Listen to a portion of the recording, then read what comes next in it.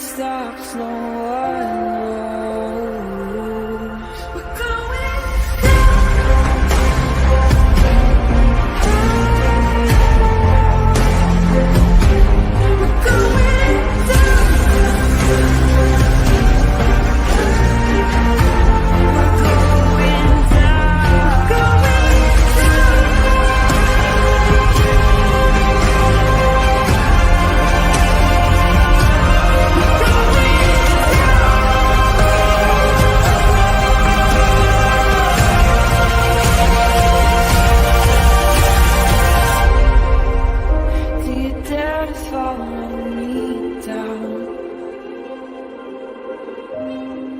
head into the unknown. Na, na, na, na, na, na, na.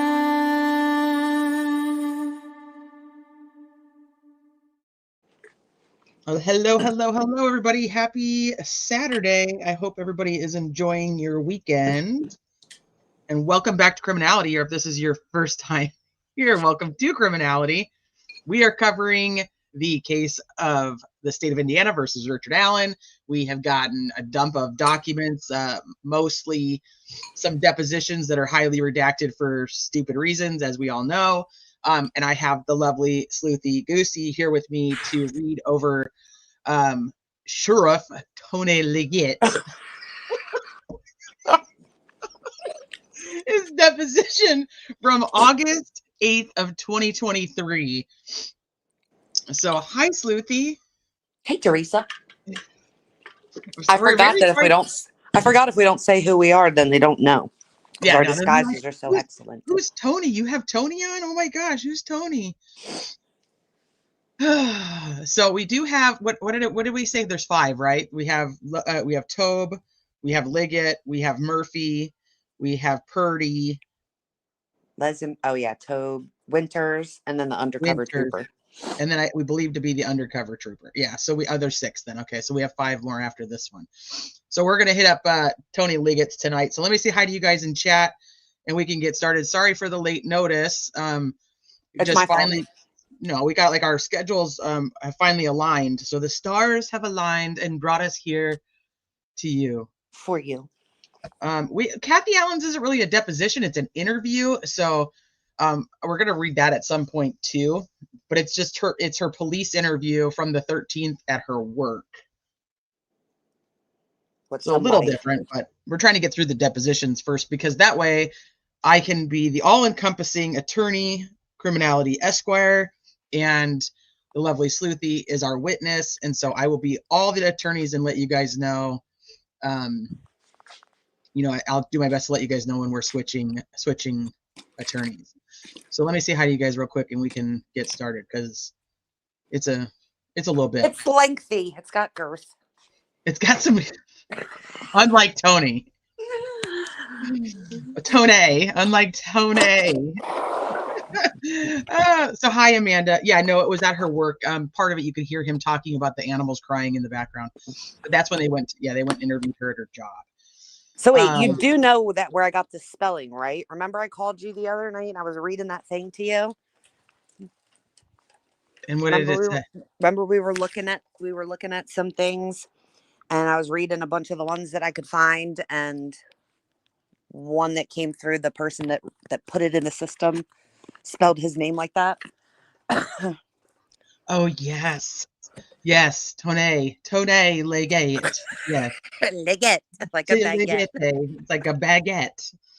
And yes, CH, absolutely. So Alessi and Yanetti's ties that were worn during the Karen Reed trial are up for auction. The Rungel of the Bailey is doing a charity stream for the Stollery Children's Hospital. So Alessi and Yanetti both donated a tie that they wore during the trial. Now, I know that's pretty cool, but I want to know, is there going to be like an issue if somebody's tie goes for more than somebody else's tie? Do you know what I mean? Like, does that cause like some, like, wait, why is your tie better than my tie? Like, you know what I mean? Than my tie. I don't know. I wouldn't tell them. Well, you don't think they're gonna want to know? Like they donated. There's like They can want all they want.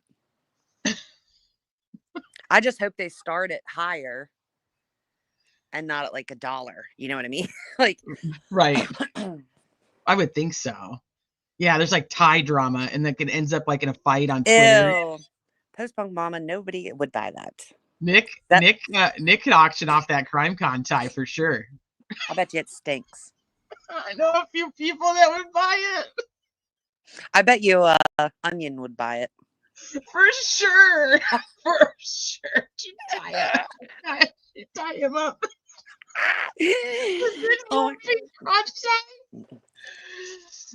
Rosie's tie, I think, would probably do well. I don't know about Baldwin's tie, but Alan Jackson's would be like, tie, I think, would also do well.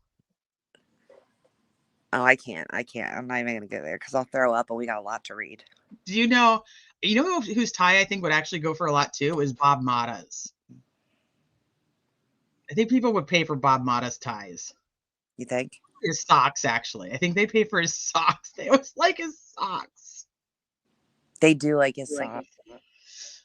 But like, would they? But like, I'd have a real hard time sending out my socks like unwashed. But like, why would somebody want it washed? Like, if they want the socks, I feel like they'd want them unwashed. No, they gotta. They're wanting the socks for the smell. Oh my god. Oh my god.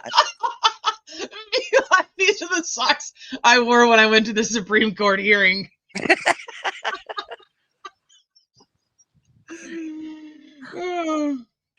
Okay, sorry. This happens every single time. So hi, Sean. If that was Rick's car driving by the Harvest store, who's the person in the passenger seat with the sunglasses on? I've seen this come up now. I think that it's so fucking blurry. Like, it's like trying to figure out who Bridge Guy is. Like, I don't know I don't know. I don't have a good answer. CH, do you think Weber like ties a knot on that side? Take up the space. He can't wear socks where the toes go in. He can't ever wear those like river shoes that have the individual toes.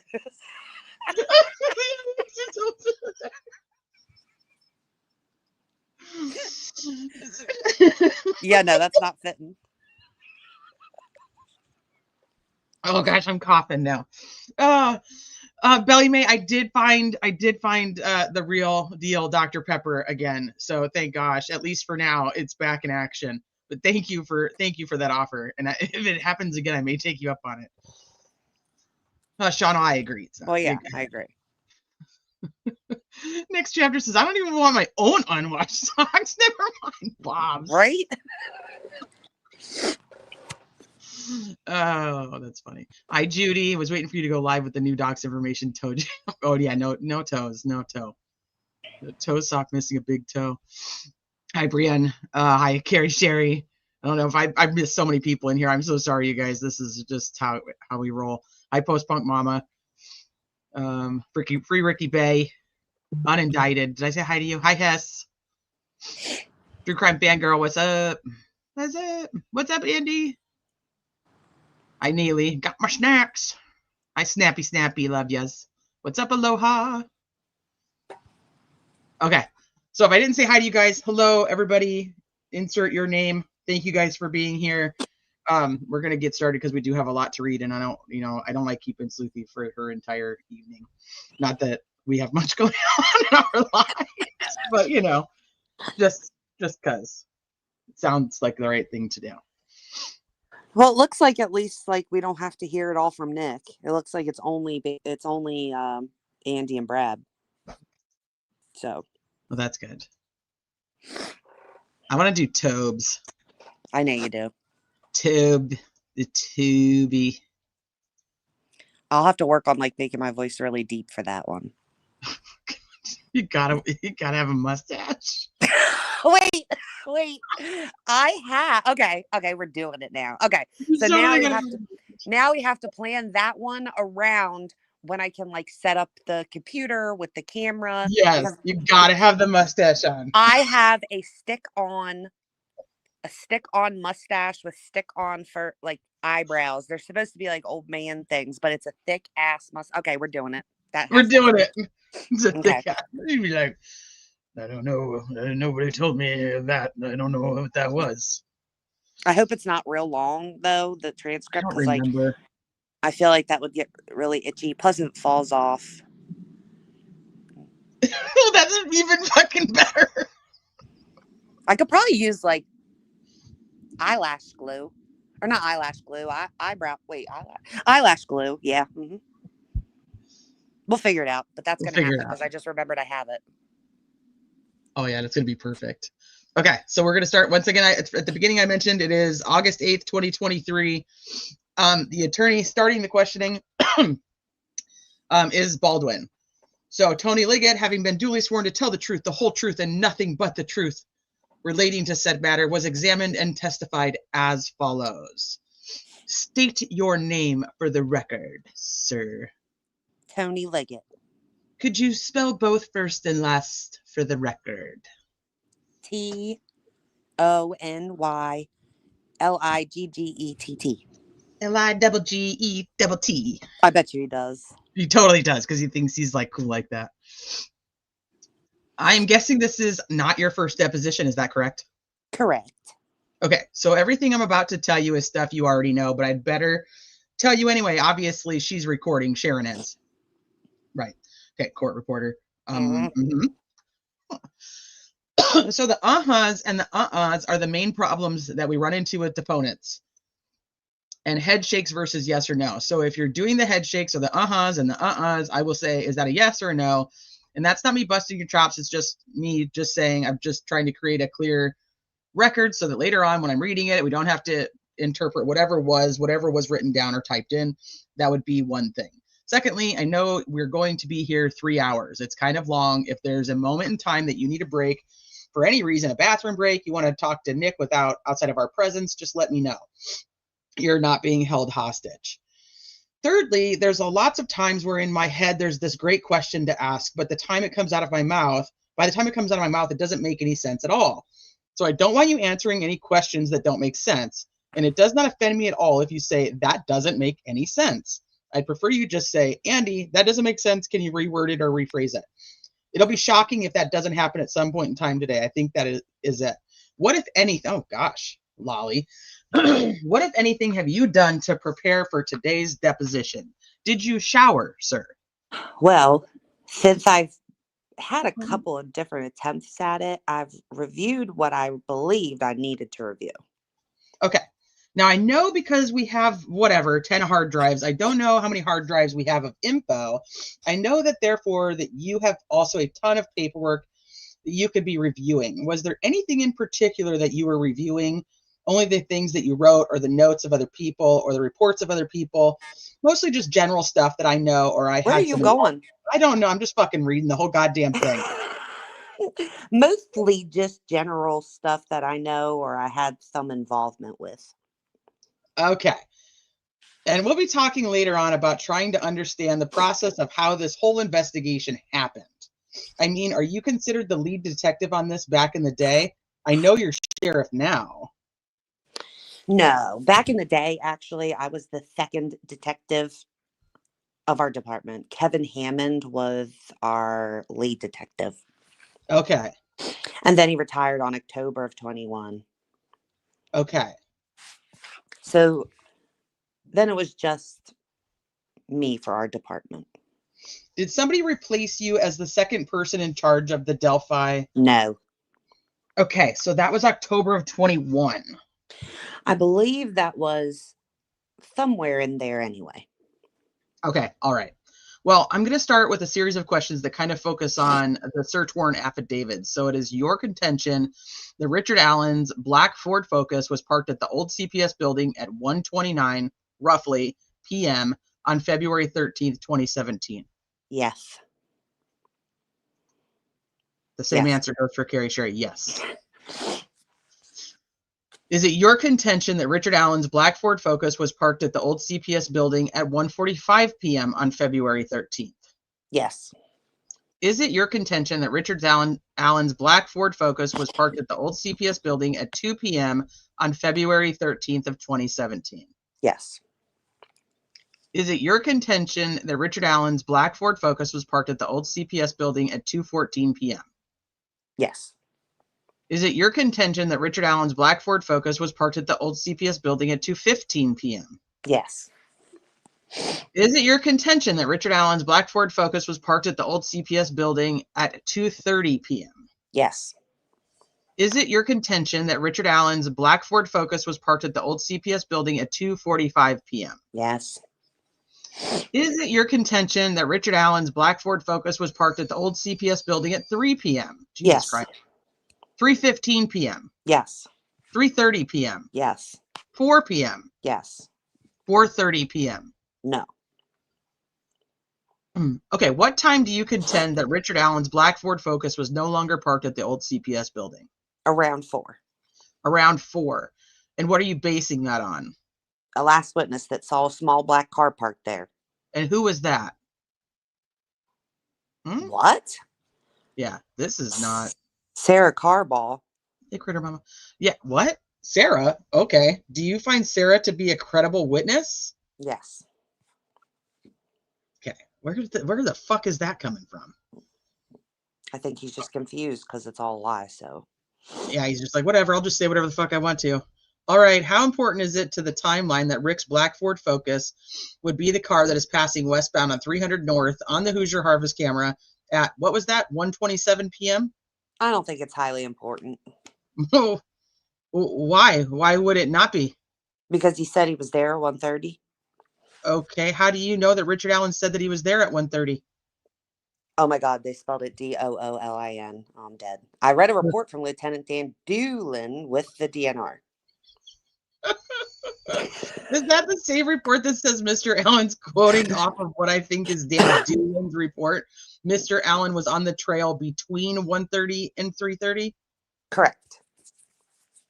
Okay. And so your interpretation of that is that Mr. Allen, the time frame that he was on the trail was between 1:30 p.m. and 3:30 p.m. Yeah, approximately, yes.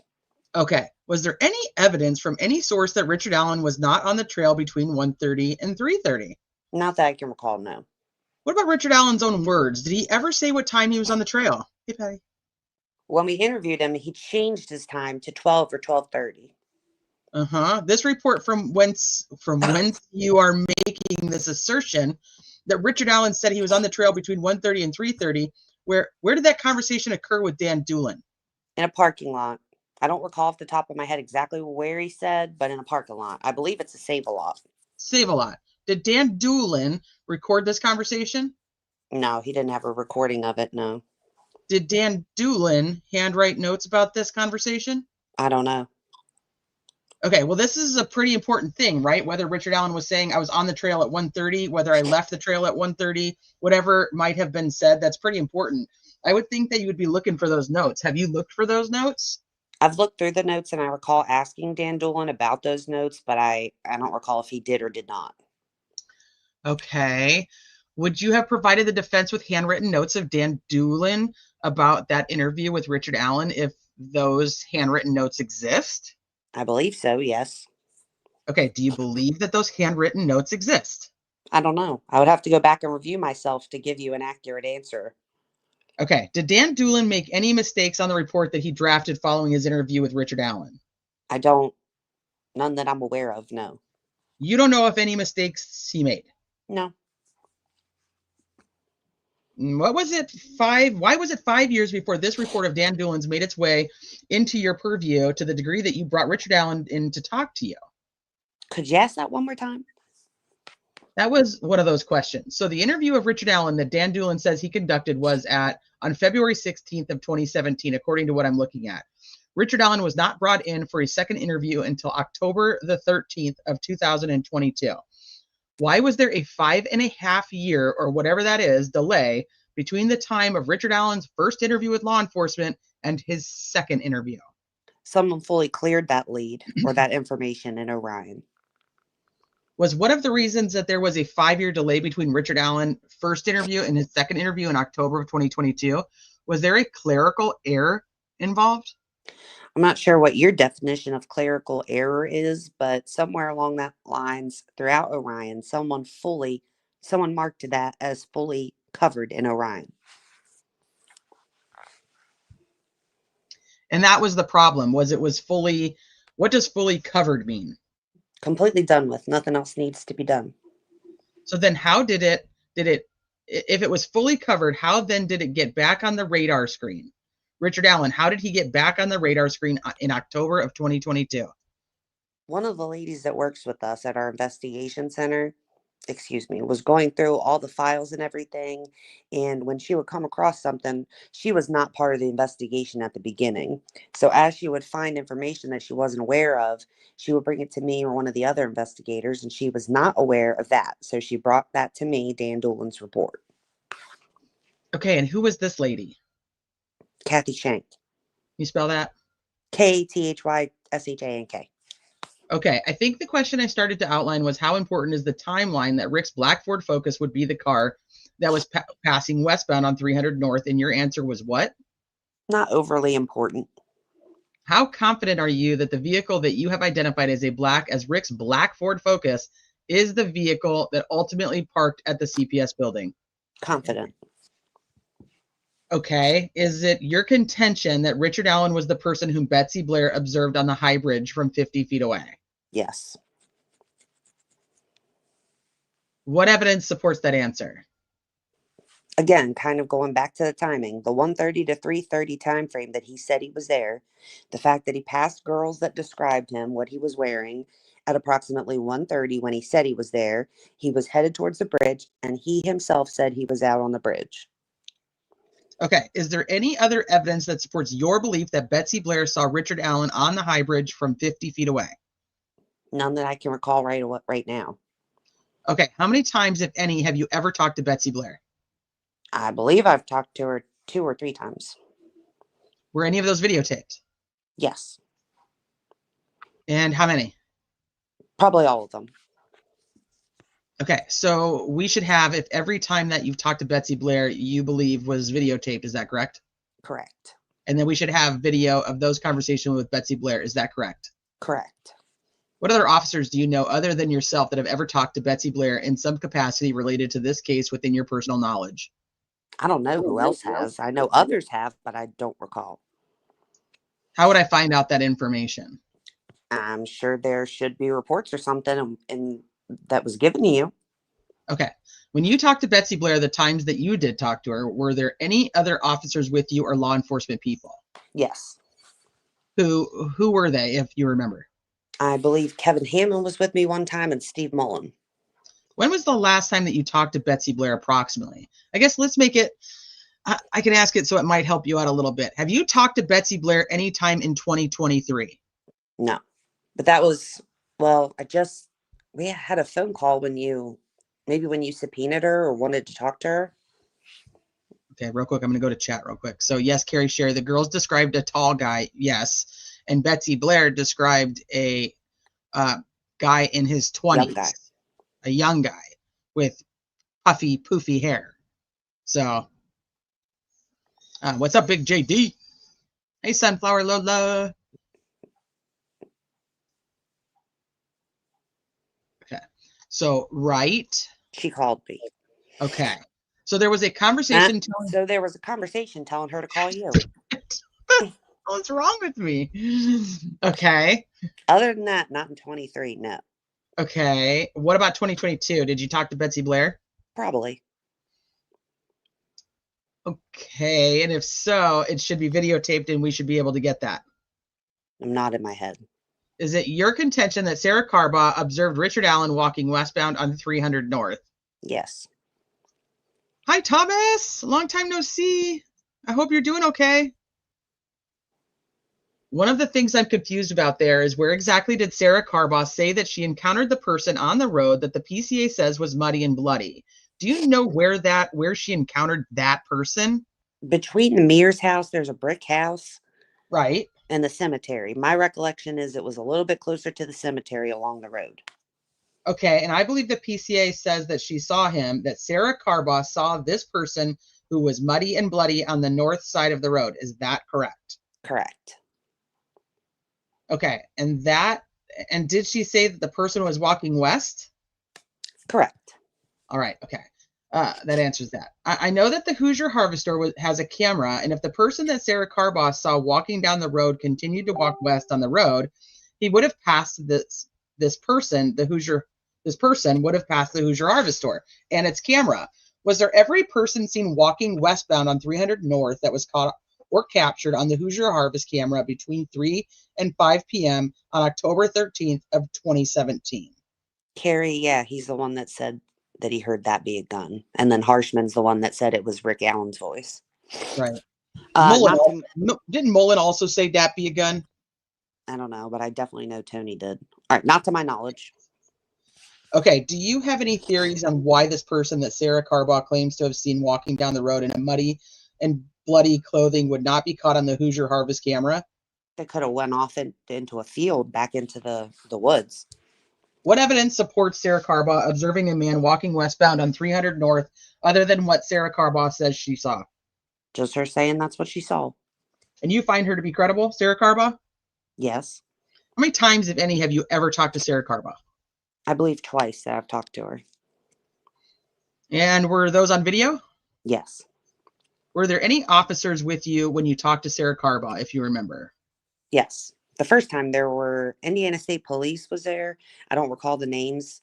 They weren't guys I was too familiar with. The second time, I believe Steve Mullen was with me. When was the last time that you talked to Sarah Carbaugh, if you remember? I believe 2019. I'd have to review, but 2019. And one thing you'll learn about me is I don't, unless it's something super important like time wise, I don't bust anybody's balls later on about, oh, you said 2019 and it was August, but it was actually September. I'm not going to do that. I'm just trying to get a feel more than anything. Okay. So you think it was around 2019. Okay. And do you know if any other officers have talked to Sarah Carbaugh since then, since 2019? I don't know. Okay. You said that you believe Sarah Carbaugh was credible. What about Betsy Blair? Did you think she was a credible witness? Why did I think she was credible?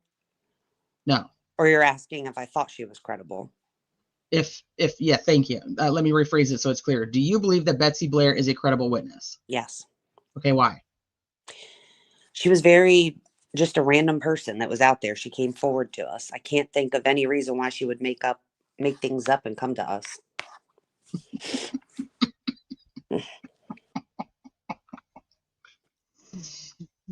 So, but Richard Allen, on the other hand, he would totally make things up and come to you, right? Like that's the whole thing here.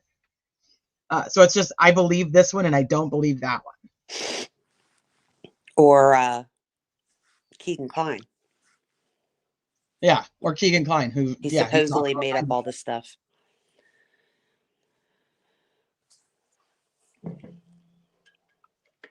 Okay, where are we at? I mean, one of the things, hold on real quick, sorry. Mm-hmm.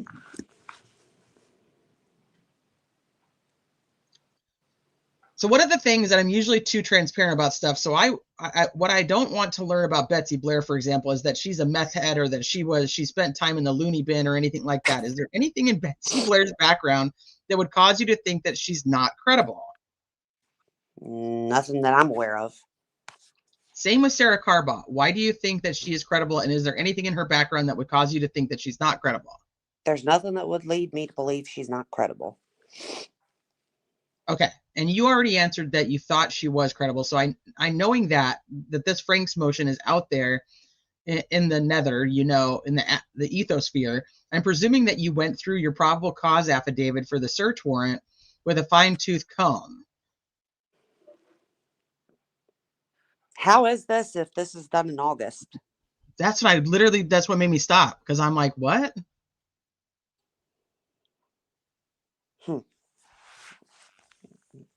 It doesn't make any sense. This is August 8th, a month before the Frank's memo. When did they request to file a Frank's?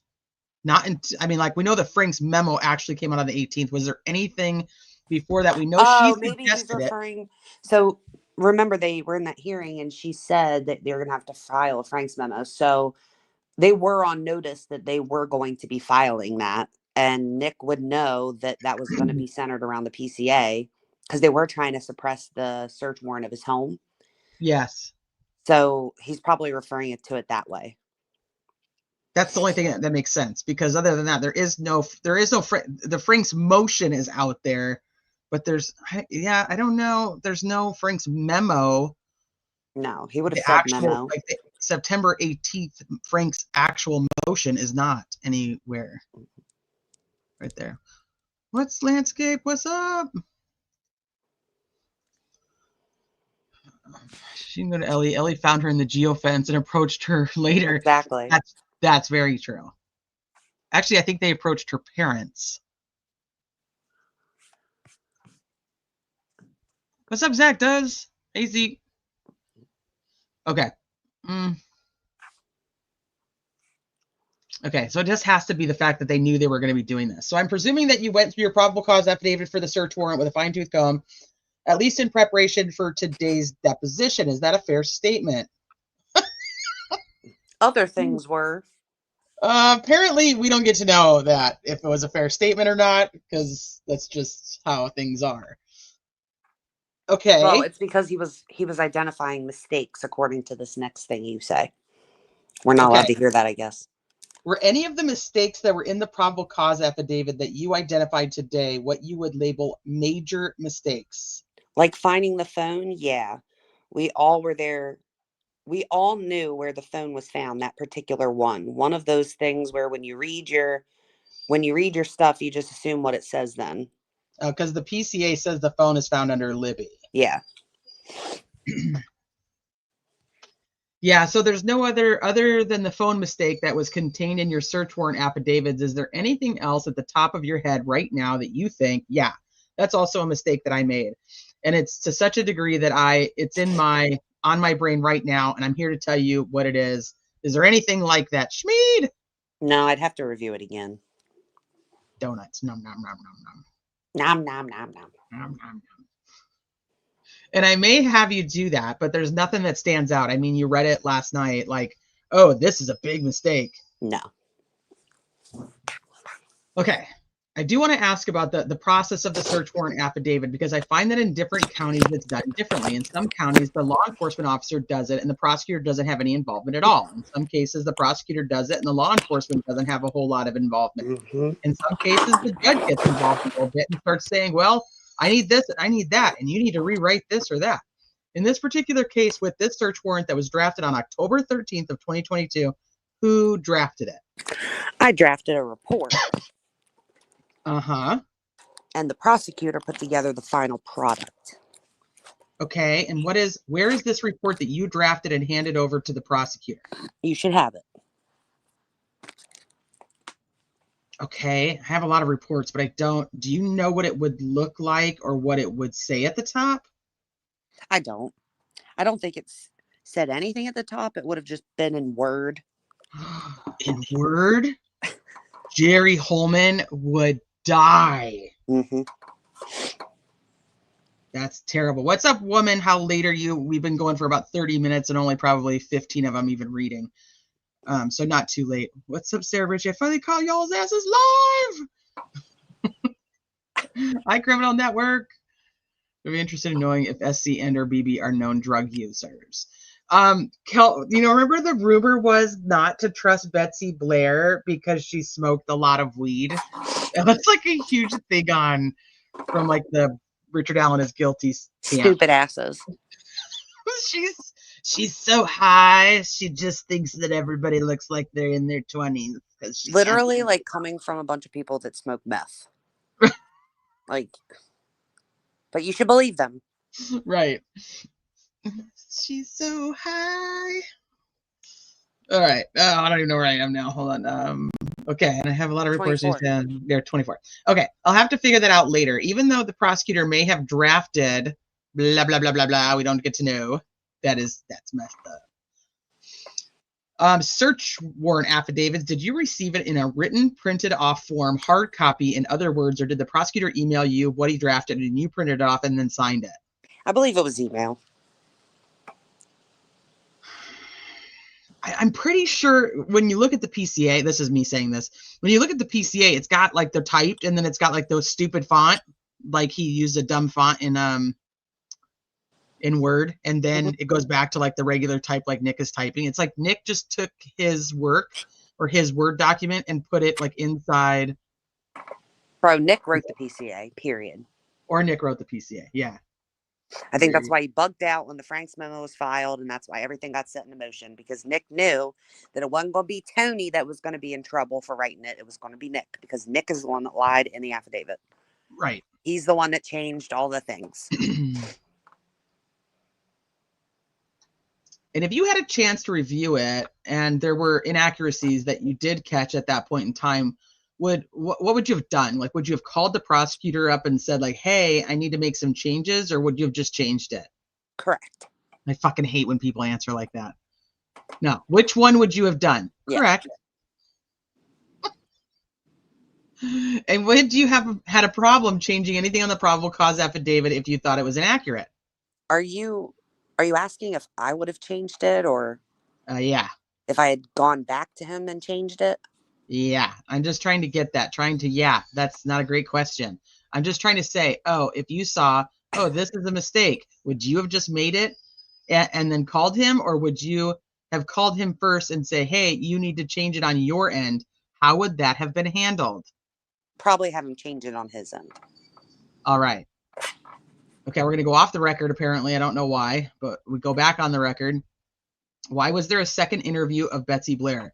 Was there a particular reason? I was curious about that, if you know. I don't know how many interviews there were. Oh, right. In general. So to say a second one, I don't know. Thank you for saying that. Yeah. Why was Betsy Blair interviewed more than the first time? Maybe that's a better way to say it.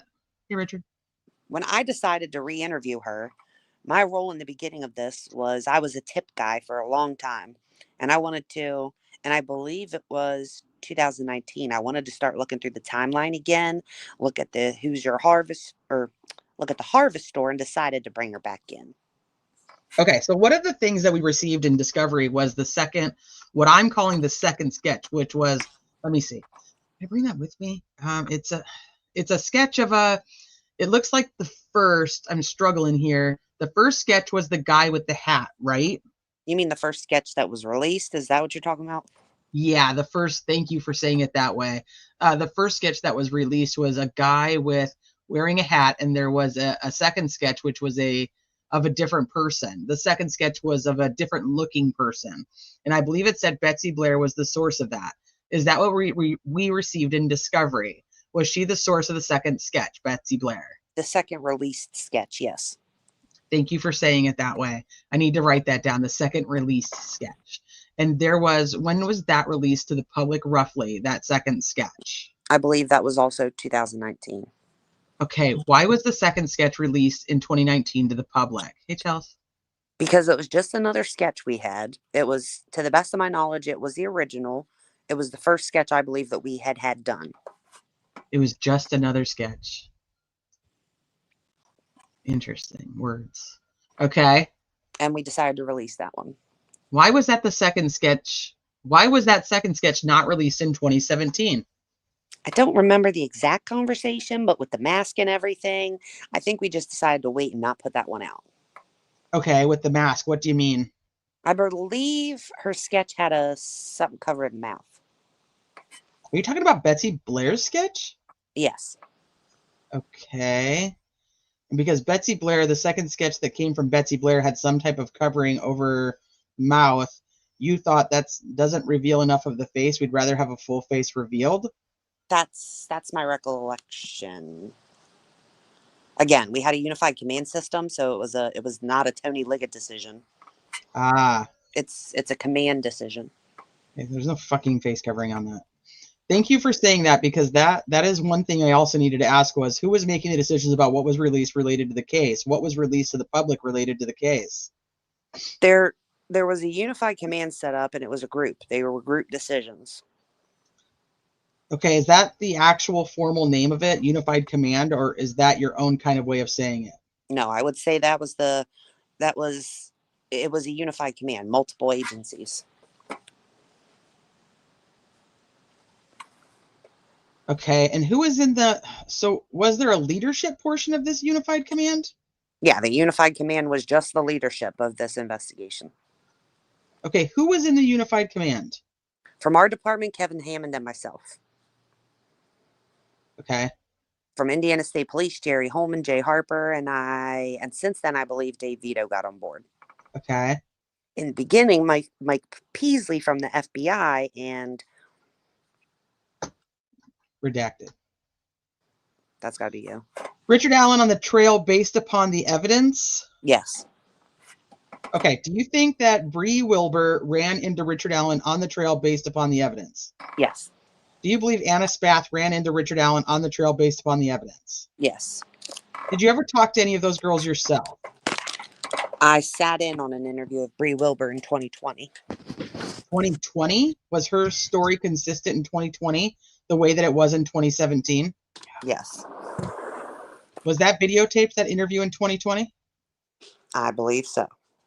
Okay, here was another question from reading the search warrant affidavit.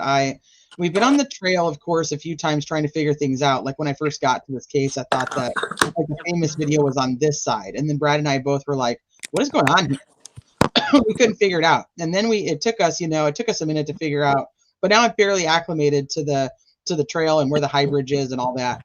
One of my questions that we've had is in the PCA. It said it talks about the girls that I just named and identified as Bree Wilbur, Anna Spath, and Rayleigh Voorhees took a photo of near a bench at a bench at 126. I'm trying to figure out which bench that was. Is there any? Did you ever like go out there on the trail with them and say which bench was it? Went out there with Rayleigh Voorhees, yes. Okay, great. If I could get, where is my probable cause affidavit? I'm sorry, you don't know? Oh, here it is. I've only got like 1,000 things in here. Okay, here's my version. Okay, I'm glad that you did that because now it helps me understand which side of as I'm heading from the Freedom Bridge to the High Bridge, which side of the path was the bench that from where the girls took the photo at 126? Would it be on the left? Which side is the bench? Right.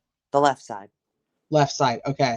And was it the very first bench that you would encounter from the Freedom Bridge on the left? It was a bridge directly behind some of the houses that are on 300 North. Off the top of my head, I don't remember if it's the very first one, but it's one of the first ones. It's behind a house. I think he means bench, Yeah. not bridge. It's okay. Thank you. That will help out too, and that'll give me a marker. The bench from whence these girls, Rayleigh Voorhees, Anna Spath, and Bree Wilbur, took this photo at 126 is. You think that it's kind of in front of a house? Behind a house. Oh, behind a house. Yeah. Is the house as I'm headed toward the High Bridge, is the house on the right-hand side or the left-hand side? Left-hand side. There's no houses on the right-hand side. Okay. It's a creek. But there's some woods there to the left. So you could see the house through the woods? At the time I went out there with her, yes, you could see the house. Do you know if this will help out too? If you know, do you know if that bench has been moved or is it the same location as it was back in 2017? I don't know. Okay, if you went back there, and would you be able to figure out whether the bench is in the same location? Yes. Okay, great. Okay. When you went out there with Rayleigh Voorhees on the trail, what year was that, if you know? Was that like 2020 or was that sooner before that? I feel like that was probably in 2019, but Again, I'm not going to bust your chops. I'm just trying to get a better feel. One of the things that I was wanting to know, and I think Brad wants to know also, is I know that the girls, Voorhees, Spath, and Wilbur, they take the photo where the bench is, and then they head toward the Freedom Bridge. And that's when they encounter this man. Did you figure out with Voorhees, like how far they had made it toward the Freedom Bridge from the bench when they encountered this man? no. Okay, see, because my question, it was actually a long question. The shorter version of it is, where on the trail did the girls encounter the man that you think was Richard Allen? And you don't know. You know that it was between the bench and the Freedom Bridge, but you don't know exactly where between the bench and the Freedom Bridge. Is that correct? I don't know. Correct. Okay, when you were walking down the path, the trail with Rayleigh Voorhees, did you ask her whereabout was it that you encountered this person? I don't believe we did. You fucking serious? Like what? Then Like what was the point of even going? To figure out what bench it was, apparently? Like, wouldn't this be part of like why you're there? I would think so. But These guys are idiots. Was that encounter with Rayleigh Voorhees videotaped by chance? Who fucking knows? If it was probably deleted. Okay, so I'm in the middle of a sentence. See if you can tell me what this means because I was having a struggle with it. Quote, Blair turned around at the bridge and continued her walk, end quote. Well, let me backtrack so that you know the context. Quote, Blair said that the male was standing on the first platform of the Monon High Bridge, approximately 50 feet away from her. Blair turned around at the bridge and continued her walk. Approximately halfway between the bridge and the main hub of trails, she passed two girls walking toward the high bridge, end quote. That's what I want to focus on, especially that main hub of trails line. What does that mean? What are you calling the main hub of trails? So at the brick house, the Mears house on 300 North, there was an entrance that was gated off, but there was an entrance there. And when you got to, I'll continue with the hub. You could turn left and go to the High Bridge. You could turn right and go to Freedom Bridge, or you can kind of go straight and angle down to the creek. So I called that the hub. Okay. So I want to make sure I'm understanding this. So what you're calling the hub is basically if you go down the Mears entrance onto the main trail, that's the hub? That's the hub. Okay. Give me one, or let me talk to chat real quick. So Travis, hey, what's up? Hey, chat, No. Does this depot have unredacted portions too? For example, We don't have the original one that has the parts that are unredacted. No, so we do Holman's. Yeah, we're figuring that anytime that Livy or Abby's name is mentioned, the entire page gets redacted. So the deceased girls have all their names redacted, but anybody who's alive, I mean, we're going to blast them. Like these other people who were underage at the time, they're not now, but they were underage at the time. We're going to blast their names everywhere. I mean, the public already knows, so I mean, it is what it is, but witnesses, people who tipped people in, we're just going to say their names and put out their phone numbers and their addresses because we don't give a fuck. But the girls that are dead, let's redact the entire page so nobody can see the entire page of information around those girls' names. Make that make sense. It just doesn't. Okay, got it. So let me reread that and then ask you the question again. Blair turned around at bridge and continued to walk approximately halfway between the bridge and the main hub of trails. She passed the two girls, end quote. Okay, I'm not even asking a question. It just now dawned on me what it says. All right, good, very good. All right, making progress. I already covered that.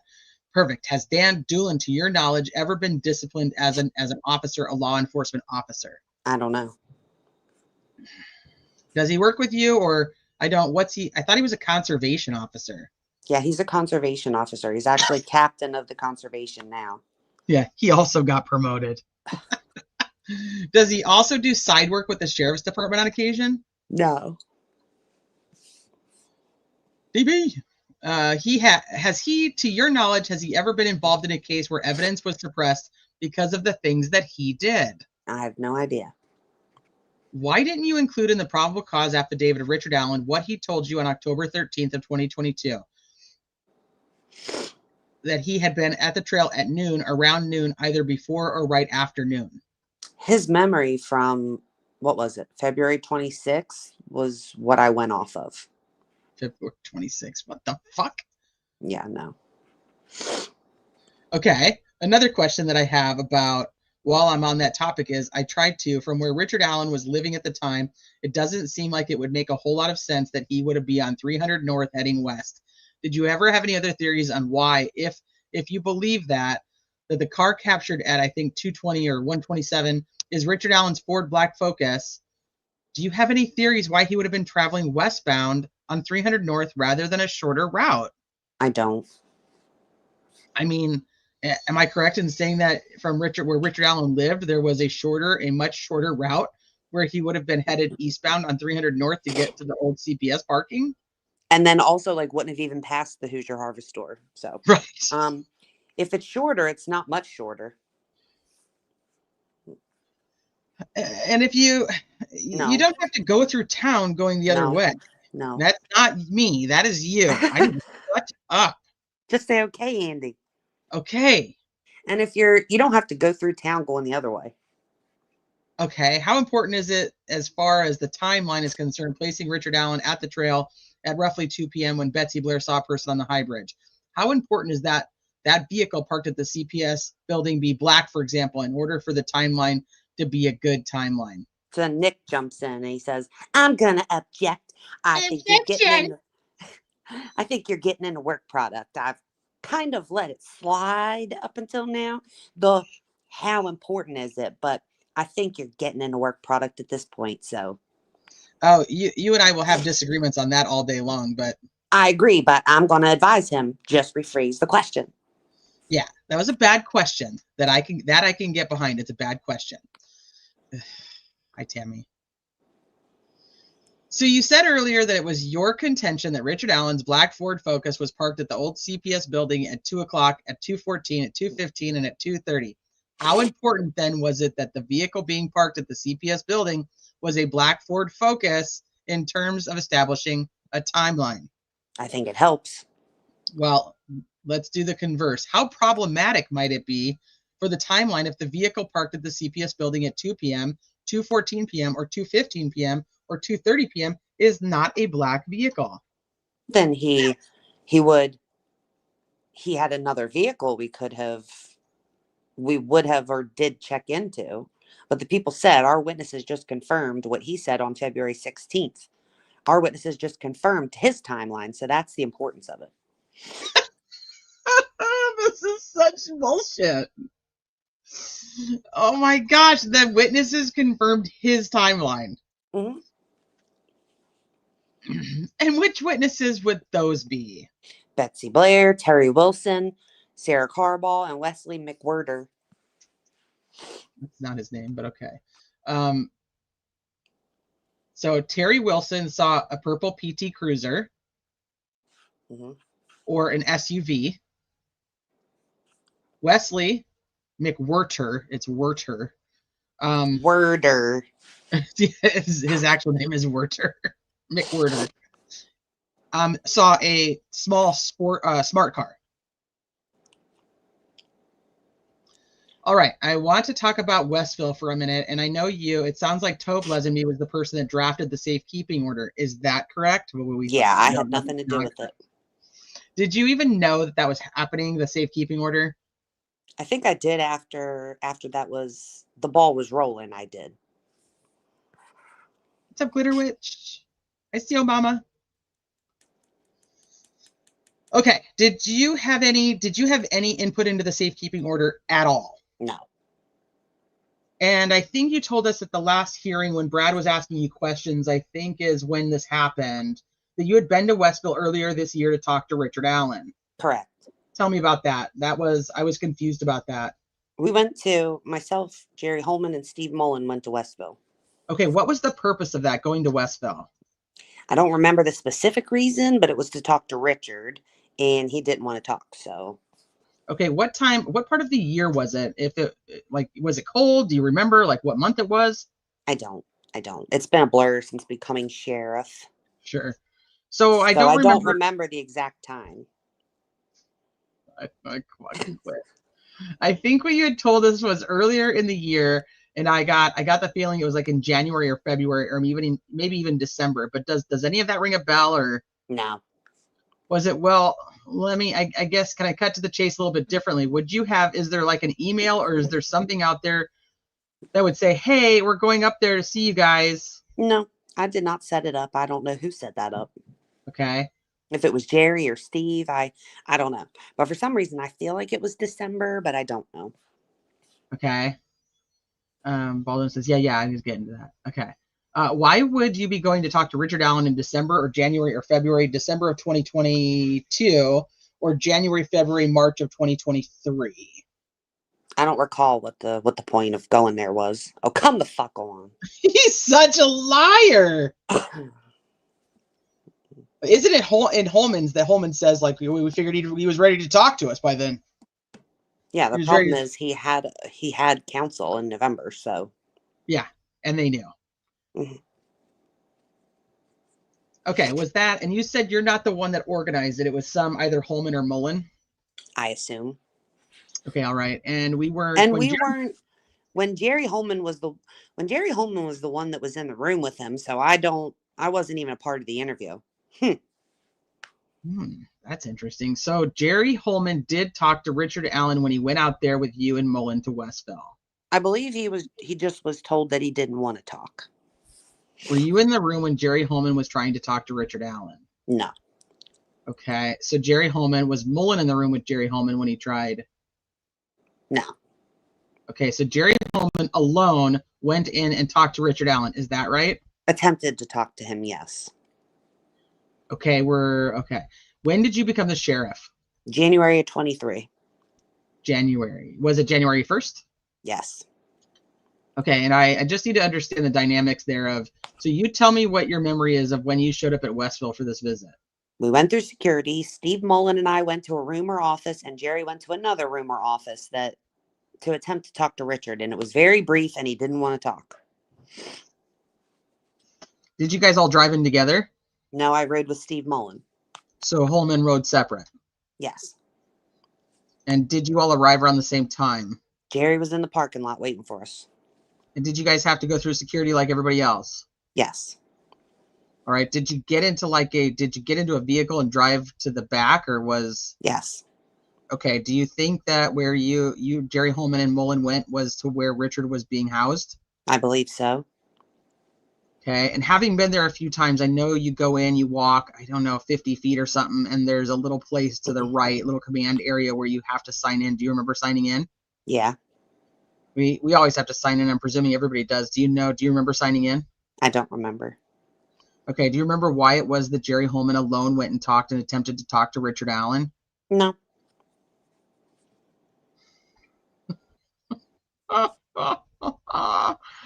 This is such bullshit. Mm-hmm.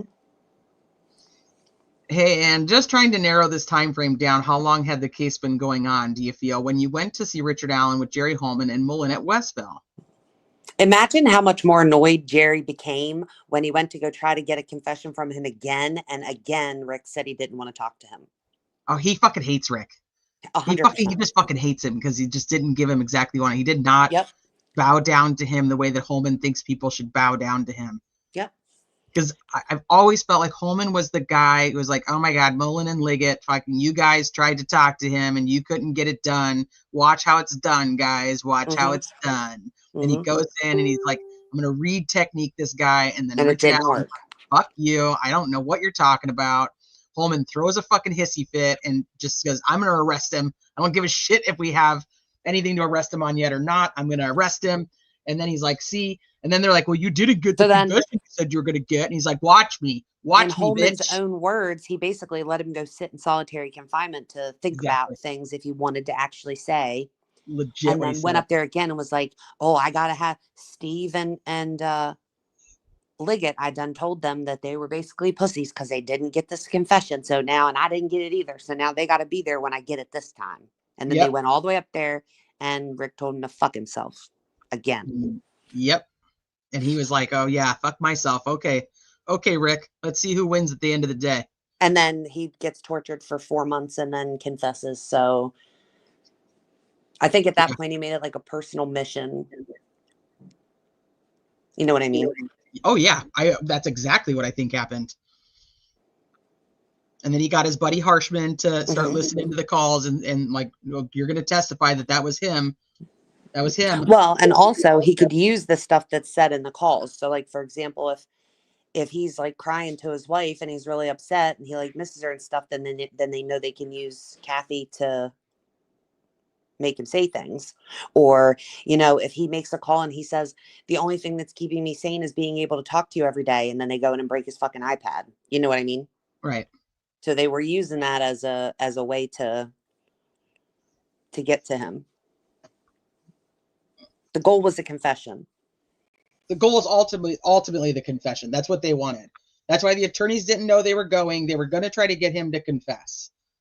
That's what they wanted when they went up there to visit him. I think the part of taking the other two with, Rodstar asked, like, why was the point of everyone going if only Holman was going to talk to him? Right.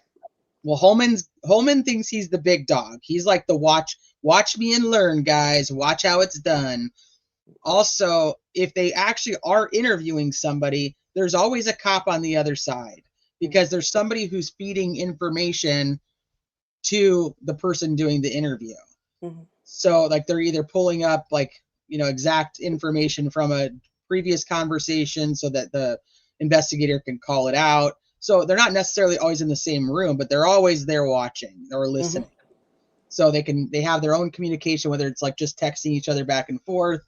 I would be curious if they went to go visit him and they were allowed to keep their cell phones, because remember, the attorneys were allowed to, and then they weren't allowed to anymore. Yeah. I think I'm on 9. How long the case had been going on? Yeah, I mean, like, how long had that's a good point. How long had Richard Allen been at Westville approximately when you, Jerry, and Mullen went to see him? Richard Allen at Westville. Hours, days, weeks, months? I don't know exactly when he got to Westville, so it's hard to. I feel like it was like November, December, but I don't remember when it was. Okay, all right, yeah. What was the point of you and Mullen going to Westville if you weren't actually going to go to the room and talk? Here we go, Rodstar. Here's your question. Talk to Richard Allen. I believe the plan was for us to watch the interview. Just to learn. Okay, so light bulb. So you were able to see into the room where it was shut down. He didn't want to talk before that was even set up. So did Jerry Holman actually have face-to-face contact with Richard Allen, to your knowledge? And there's no video. Okay, I believe so. Yes. Are they even So he could have signed been there in? for hours. He could have been in there for hours with him with no video. You know what I mean? Right. I am curious if they ever signed in. I would say that was the reason for all these questions, was trying to compare it to like visitation logs or whatever. I bet you they didn't. I bet you 100% they There's didn't. something in a hearing that or something, and I remember reading at one point or where's Amanda? She's been rewatching all my shit. Is there anything that you remember us talking about so far that at that point, I swear somebody like this came out in a, like, either in a deposition or at a hearing, that they had gone to visit him and nobody knew it. Yeah. Jerry. Same with when he went to go visit the other inmates.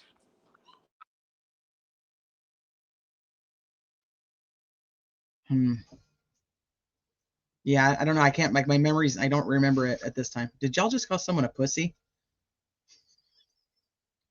Did we? I don't know. I mean, there's quite a few of them around here. Are you asking me? There's lots of dates and lots of times. Okay. And did you see Jerry Holman walk down the hallway and turn and go into a room, or? I have no idea where. Oh, he was in the room. Before Richard was brought in, we were in the room. Right. Where the interview was going to happen, and then Steve Mullen and we went to a different office and we were supposed to watch the video. Oh, as it was like live streamed in or something? Yeah. Oh, okay, versus looking through like a glass and seeing. Right. Oh. Okay, was Richard Allen represented at the time that you guys went out there by counsel? I don't believe so. You fucking piece Bunch of of redactions. Absolutely. Absolutely. The answer is yes, he was. And we don't know what that conversation is, so now I just say, okay. You know, we were getting tips saying, if you look here, this tree is a man. Yeah. Or those things. The pixelation is off on this or that. I've heard that too. There's 3 guys standing behind her that were railings, so. Yeah, but at least I've now confirmed that the photograph is not just an internet sensation. It actually exists, because we haven't had it, and I'm not accusing anybody of discovery, because that's a vast amount of crap, and we've gone through it, and I just haven't seen it yet. So the hopefully, video of Abby on the picture of Abby on the bridge. I was wondering if that's what we're talking about. Mm-hmm. So we'll be able to get to it. So all right, so I want to talk now about the flow of information, because I know that it was crazy there, especially at the beginning. So, and you said you were kind of in charge of tips. I never said I was in charge of tips. You were in charge of tips. I never said I was in charge of tips. Oh, I'm sorry. I said I was a tip guy. Yeah, I bet you are. I bet you are, Liggett. Bet you do like a little tip. You were a tip guy. Okay. Yeah. Shibby. What's up, Anna? Yeah, it took three pages of redactions for Liggett to deflect about Rick having an attorney. Yep.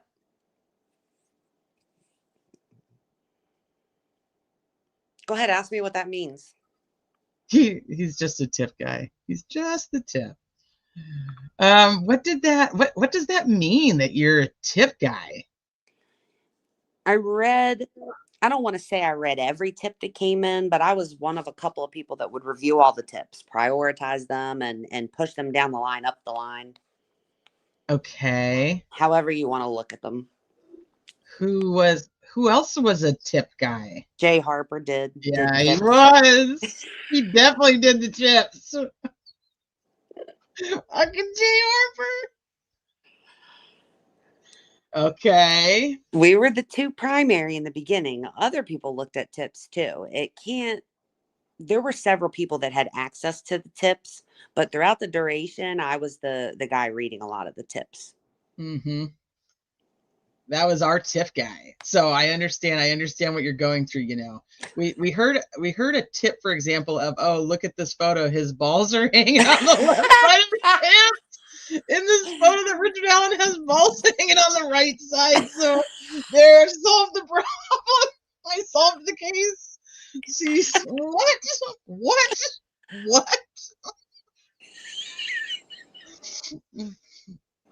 Oh, okay. What are you Jerry doing, Harshman? Jerry Harshman? Are they now one? Have they merged? Okay, so Baldwin apparently, all the talk of tips, had to bring up the balls. He was like, you might get all the tips, but we get the balls over here. I don't know what you're talking about.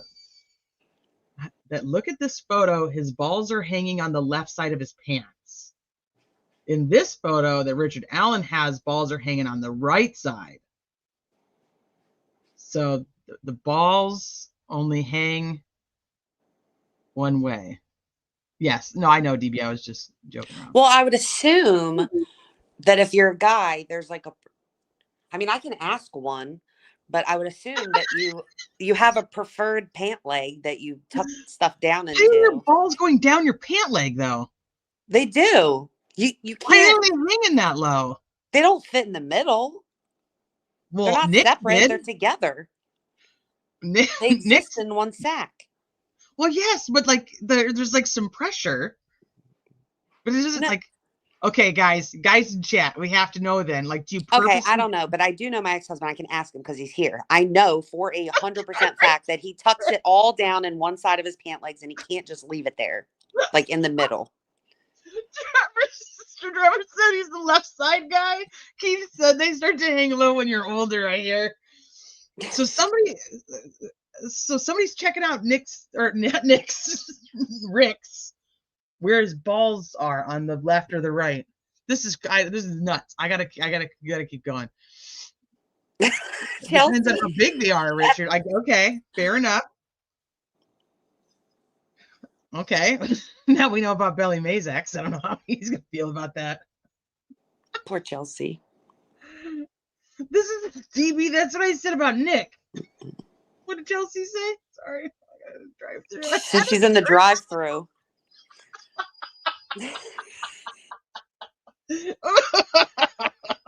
I don't know why you would ever bring us out in public.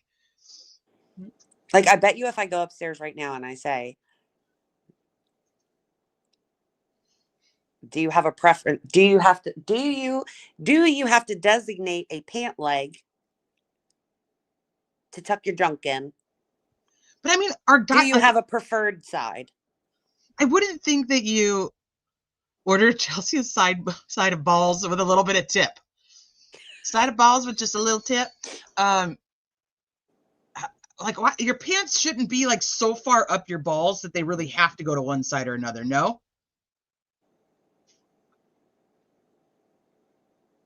I guess I don't know. I guess it just depends on how big everything is. I guess I would assume, or how big your clothes are, if you wear baggy clothes or not. We got rid of Jamie's husband. Jamie's husband's like, I'm not fucking doing this. I don't know why you're listening to these stupid people talking about balls and tips. And don't be telling them anything about my balls and tips, okay? So you said that you would prioritize the tips. Oh God. You and me both, Liggett. You and me both. kind of like we've tried to have a scale. Like one is this is a 0. This is no good. Oh God. Oh God. And a 10, like this is a big time tip. Oh God. Although I don't know that we've ever had any of those.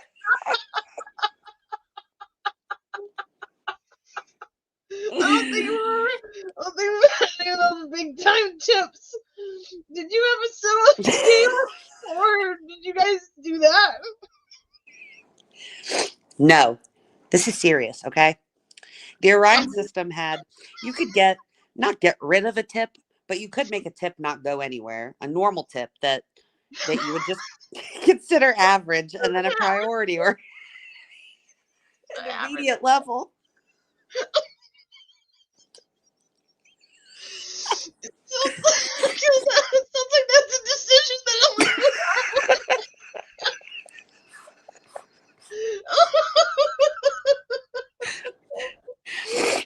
Oh my God. This is a decision that you and Harper made, or is that like all the unified community come in and agree on the tip? Or that you'd like input the information and it would spit out. Oh my God, no. No.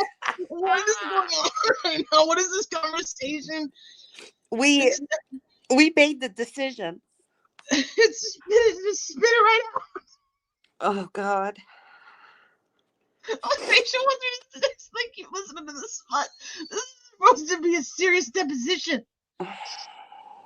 Oh, okay. I'm glad I asked that because I thought you were saying like it's spit out or something.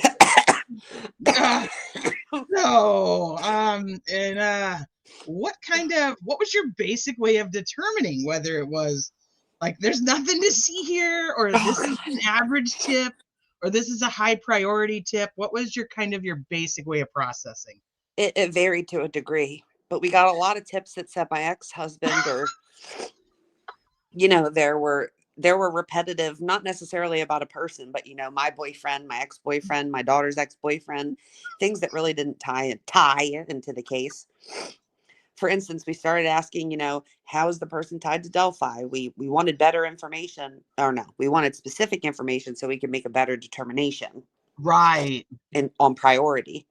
And would you actually talk to the people on the tip line, or was it an email situation, or can you describe that for me?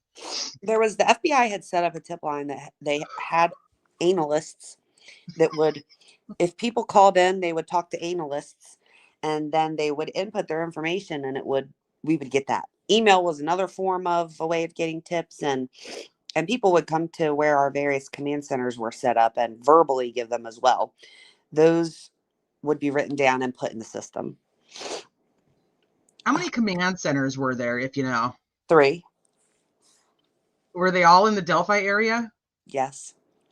Okay, and who would be manning the command centers? Who would be? Anybody that was there to specifically investigate the case. Okay, so that could be just was that kind of an all hands on deck? Hey, we need you to go to the command center, and people might be coming in, or? It was, no, it was always, to use the word hub again, it was the hub of everything going on. So there was constantly people there. Okay. Especially in the beginning, almost 24 hours. When you say people, you're talking about law enforcement officers? Correct. Okay, it sounds to me like the tips that made its way to the FBI tip line would then be, you'd be getting an email. And I think I've seen some of those. Now that makes a little bit of sense to me, what I've seen. Like an FBI, I think I now understand what that means. But you also said people would email you directly. Is that? Email. We had an email. We had a tip line email that was set up.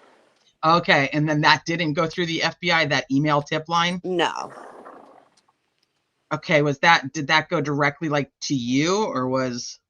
Yeah, there was a handful. There was a few people that got those emails. How would we be able to distinguish between the tips that came in through the FBI and the tips that came in through that email? Is it just what it looks like on a piece of paper? Well, generally, if I got an email, I copied and pasted the whole email into the Orion system.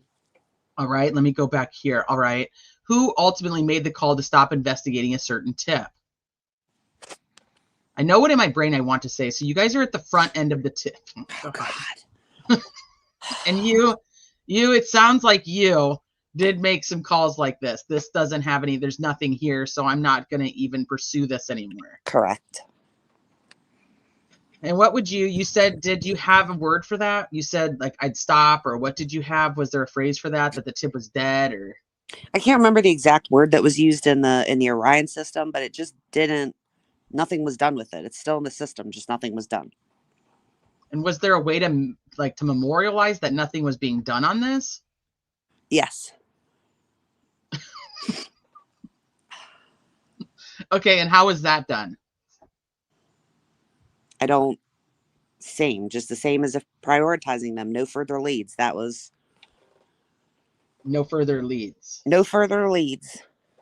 So then that sounds like what Richard Allen, when Doolin interviewed Richard Allen, it was in no further leads. Is that correct? Am I thinking about that correct?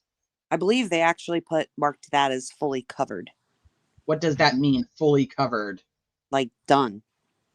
Okay, I got to ask then, what's the difference between no further leads and fully covered? I'm sorry, I'm not very smart. I'm trying to figure this out. No further leads. And in my head, that is, there was just nothing to this to start with. Fully covered means someone did something with that and it was completed. Okay. The end result was basically the same. We're done doing any work on this. Correct. It was Holman. See you, mama.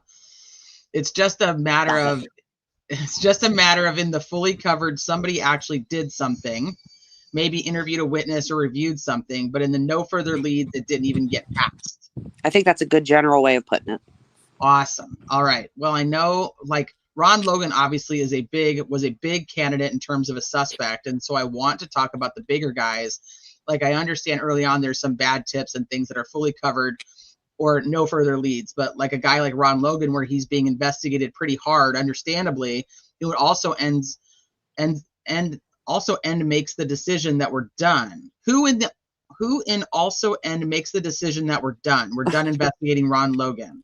Generally, whoever the people or persons are that we're investigating that person, bring it to the unified command. And okay, so this unified command seems to be so let me ask it this way. Is it fair to say that if there's a big ticket suspect or a big ticket lead, the unified command would be in charge of saying whether to continue investigating or stop investigating? again, I think that's a pretty general way of putting it, but okay. Right. Yeah. And yeah. Okay. Were there arguments within, what did you call it? The command? It's on a different page. What did you call it? The command? Unified command. Unified command. Did we always agree? No. Hold on, my mouse is being stupid. Yeah, I know in my own law firm, I get into some heated exchanges with my own law partners and other lawyers. Was there like raised voices ever in unified command or things? I'm sure there probably was, but nothing stands out in my head. Was there any single suspect that there was a division between people in the unified command? I think that this needs to be pursued. And then the other side, no, this is dumb. We're not going to continue on down that road, wasting, energy. Did that ever kind of thing happen? No, within unified command, no. I don't believe there was anything like that. And there were cases, just so it's clear too, there were cases that I stepped out and investigated other cases. So there are periods of time where I'm not in the case even. Oh, so there might be like a rape case going on and you would step out and do that case. Correct. Okay, unrelated. Okay, I got that. Then who would take over if you were kind of had the lead involved in a different case? Nobody. I'm confused about the role of the FBI and how they got involved and then how they ended up not being involved any longer. Can you shed some light on that for me? How did they first get involved? Did they approach you guys? Did you approach them? On the 14th, February 14th, 2017, Rich Davies showed up to our organized search and saw it on the news and just came.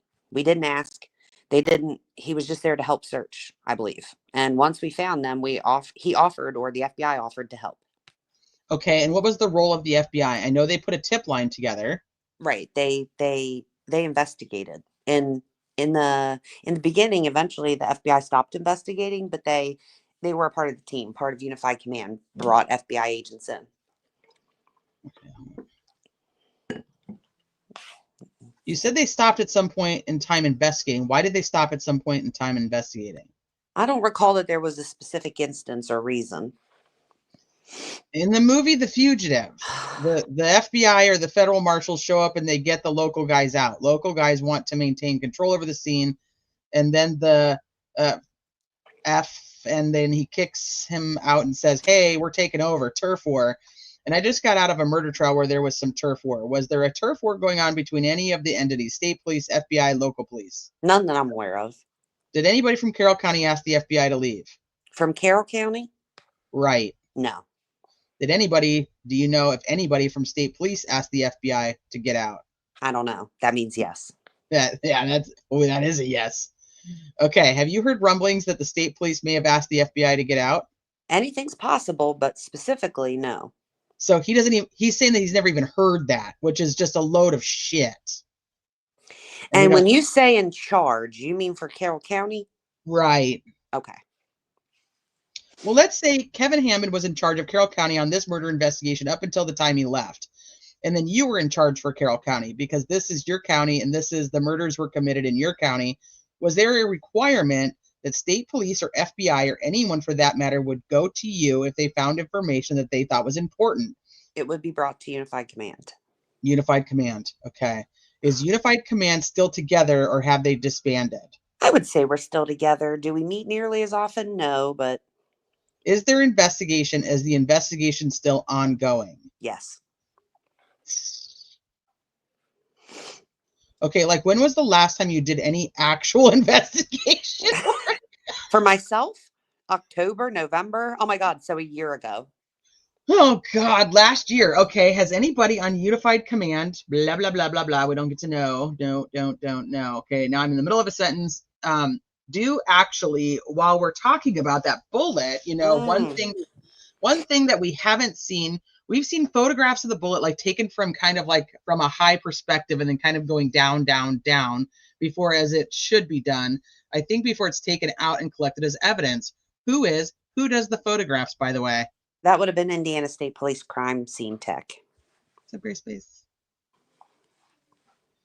One thing I haven't seen, though, and I don't know if you know whether it exists or not, we haven't any photos of the individual bullet taken out and like set next to like a measuring device, like a ruler or something, so that you can see the entire bullet. Do you know if that type of photograph was taken? I've not seen one of those either. Okay, I mean, that would be important, wouldn't it? To take a full photo of the bullet that was allegedly on the ground. I would think that would be important. I would think so. Oh, interesting. You do, huh? Okay, where was that bullet ultimately stored once it was collected as a piece of evidence? I don't know. I assume at the Indiana State Police lab. Was any evidence collected in the Carroll County storage locker room that you know of? No. All right, I do want to talk about the crime scene. I mean, I've seen the photographs. Okay. The crime scene itself, when the girls were found, I'm confused about how they were found. I know it was around noon on the 14th, but how did that all go down? Like, who found them? And then how quickly did the police come on the scene and all that kind of thing? There was a search. A search party found them. There's a driveway on the opposite side of the creek that goes back to the Weber residence. Someone up on that driveway looking down towards the creek thought he saw clothing. So he directed another search party. He knew someone on the other search on the other side of the creek or something. He called them and said, "Hey, I think I might see clothes." I don't remember the exact conversation. And he directed them there and they found the bodies. And what were the names of those people in that search party, if you know? I would have to review That's another one of those things. Can you write that down? I really need to figure out who those people are. And again, it might be in one of these hard drives, but I can't figure that out. Did you ever talk to the people that were part of the original search party that came upon the scene? that came up on the girls. Yes. When I got out there that day, they found them. There was a lady crying up by the cemetery, and I just asked her if she was all right. But I don't believe I had any involvement with talking to any of those people. Now I'm just in my mind, I'm trying to think about how this works. So they're there. I'm sure they called the police. The police do show up, and I want to talk more in detail about that. But then I would presume they'd say, you guys need to leave, and almost you guys need to be quiet about this. We can't be talking about that. I would presume that might be a part of the conversation. Am I off on that? I didn't talk to them. Okay. I don't know what was said. Well, who, to the best of your knowledge, who showed up first from law enforcement? 2 guys from my department, Darren Giancola and Drew Yoder, I believe, were the first 2 law enforcement officers. Darren Giancola and Drew Yoder. I'm sure that there would be. Could you spell that if you know? Blah blah blah. Darren is Daron. Giancola is Giancola. And who was the other fella? Drew Yoder. It's Drewyoder.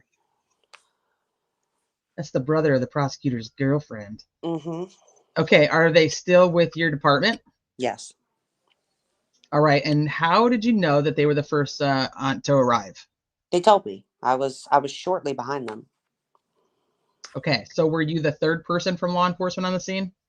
I don't know that I was the third one, but there was a few of us that got there about the same time.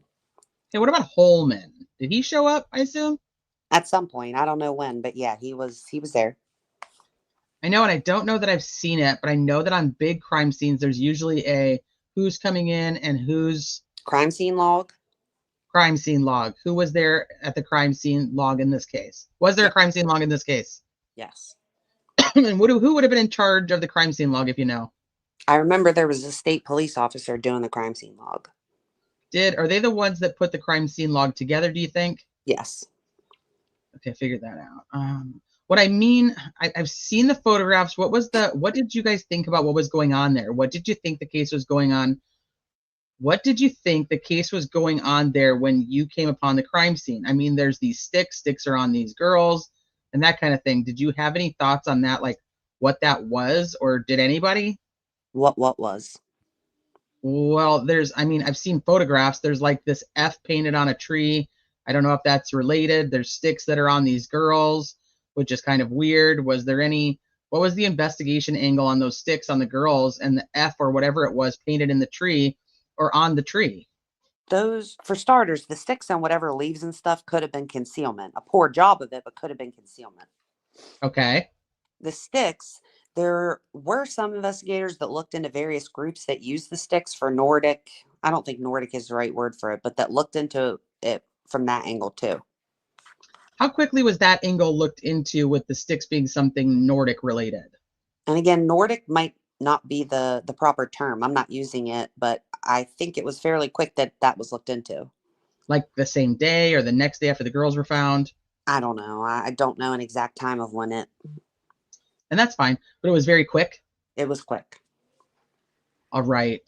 Who do you know of that thought, oh, this is you said some type of group that may have. Yeah. Who came up with that idea? I don't know.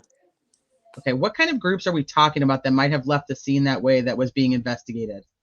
I can't remember I can't remember. Again, in the beginning, I did mostly tips and Okay. would be said information, but I don't, off the top of my head, I can't remember the names of the groups. Okay, well, I'm guessing it wasn't like, the Girl Scouts that we can eliminate them, but was it like a hate group or a weirdo, like the Branchville Davidians down in Texas? Was it that type of group or? Yeah, it's some sort of religious type. They use runes. I can't think of the Did you say runes? runes. How do you spell that? RUNES. Okay. What are runes? They're symbols. Where did you hear that phrase runes? Who did? Just like a part of the investigation? Yeah. Somewhere along the way? Yeah. Okay. Has that been ruled out that these were that this thing on the tree and the sticks on the girls were runes? Has that been ruled out? Yeah. I know that we had people involved that knew about those things. Again, I don't know if you want to say ruled out specifically, but they did not believe that those were what we were looking at. Okay, and who is they that did not believe that the sticks at that and the paint on the tree were? I couldn't tell you. I know that we had Purdue University was one of the groups, that someone from Purdue, I don't know Okay. who it was, and there were others. I just don't. Would we be able to figure out like who those people are by looking at your notes or something? My notes, no. Who would be the best person to figure that out with? You might ask Jerry Holman. Jerry Holman. Okay, all right. So at some point in time, it's fair to say that this whole business of runes was ruled out as a possibility of what was on the girls at the scene. Is that correct? Again, ruled out might be a finality kind of. Mm-hmm. Of course Yeah, not. we wouldn't want that now, would we? Nope. Okay, so now I'm in the middle of a sentence after more redactions. So, record, is there any DNA linking Richard to the crime? No. Okay, is there any phone, computer, or electronic data that links Richard in any way to the crime? I don't know what all's been done with that stuff, so I don't know. True crime with Eve. What up, Have Eve? you? Go. Oh, real quick, Eve, I'm going to send you an email because I want to see if you want to come on and do a live with me and Sleuthy this next week about Michael Vaughn. This bitch didn't even ask me. I just said me and Sleuthy. This was my notice? Yeah. This is as Okay. quick as you gave me notice for our live today. At least I'm telling you it's sometime this week and not in 20 minutes. That's true. She was like, so like, when are we doing this? Like tomorrow, today? I was like, we're doing I was it like, what about 20 tomorrow. minutes? She was like, can you do it in 20? I've got time for you in 20 minutes. Yeah, I want to send her an email. Okay, have you heard anything that links Richard to the crime scene through his phone, computers, or electronics? Nothing that I recall. Okay, and because you said this business that there was maybe, at least it was theorized for a period of time, that there was a group that you can't remember the name of, a religious group, I think that you said, that might have been involved, or at least that was a theory at some point in time. Was there any evidence at all that Richard was involved in some type of weird religious cult or group that? Not that I've been made aware of. Okay, the timeline of, okay, here's the thing, like a time of death. Has that ever been established, or at least like of a range of time that the girls were murdered? Has that ever been established? I cannot find anything. I would have to review reports and autopsies and stuff. No, Richard, I'm the one that gave her 20 minutes notice. Yeah, it was opposite. Opposite.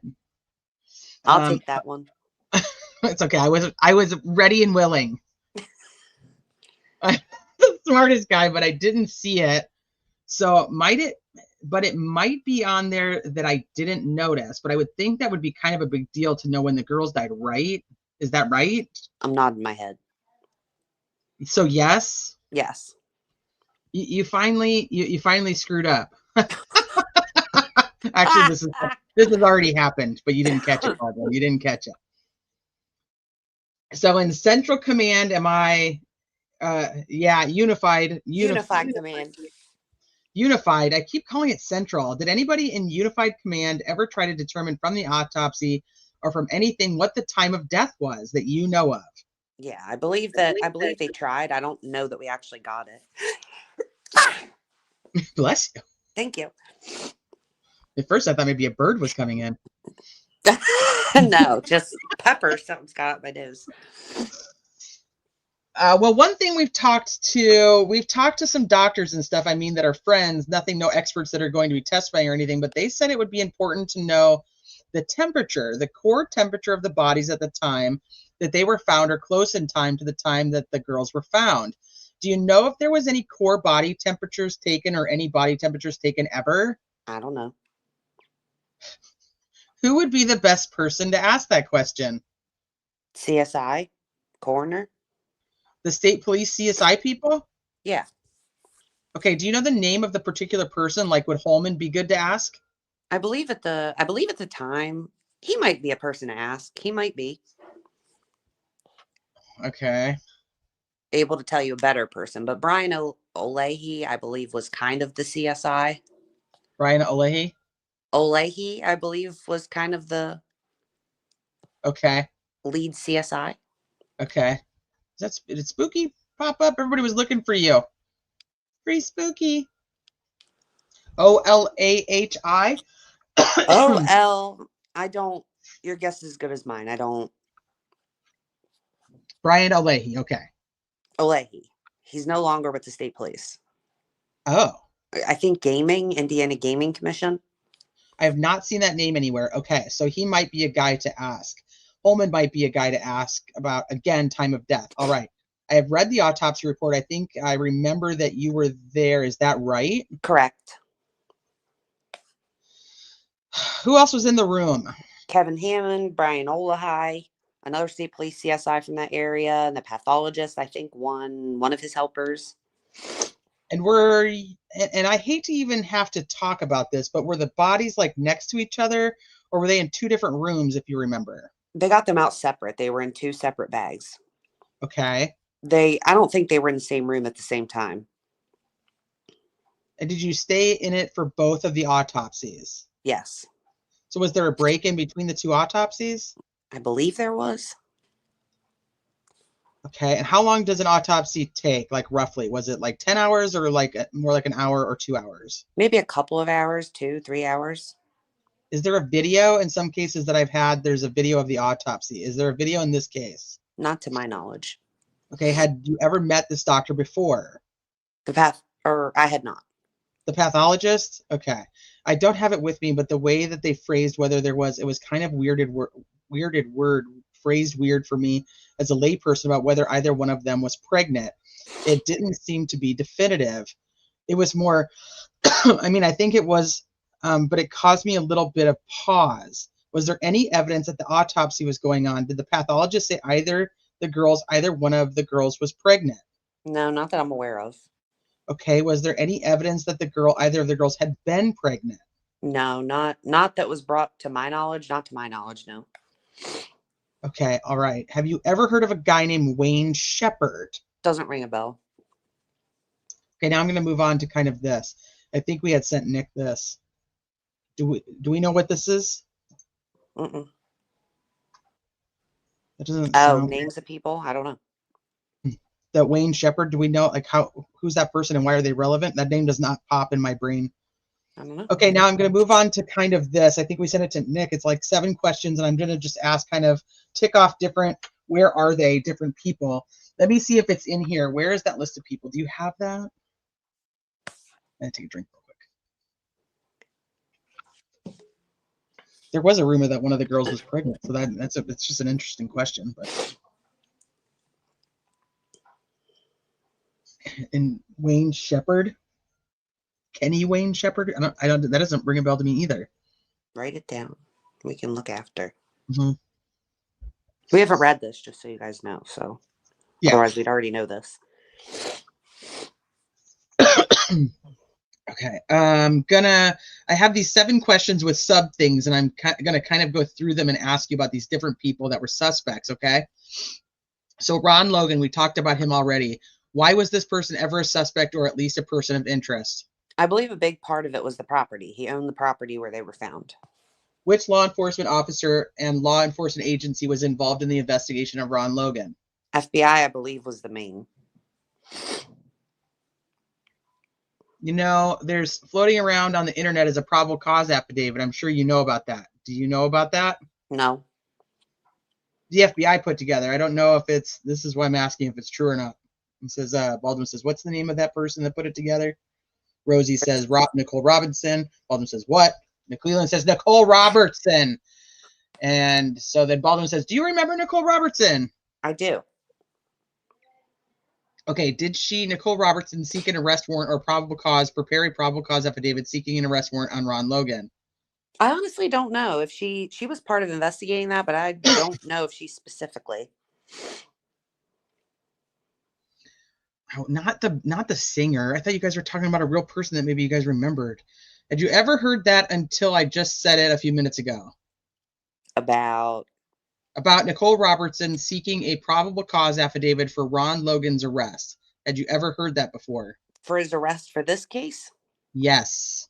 Yeah, I don't think I knew that. Okay. Is your memory that Nicole Robertson was hot and heavy for Ron Logan as the suspect on this case and thought he had committed these murders? I know that she was part of the investigation into him. It's like a riddle for me trying to figure out how to get whether I'm able to talk to FBI agents or not, but do you know where she's at right now? I have no idea.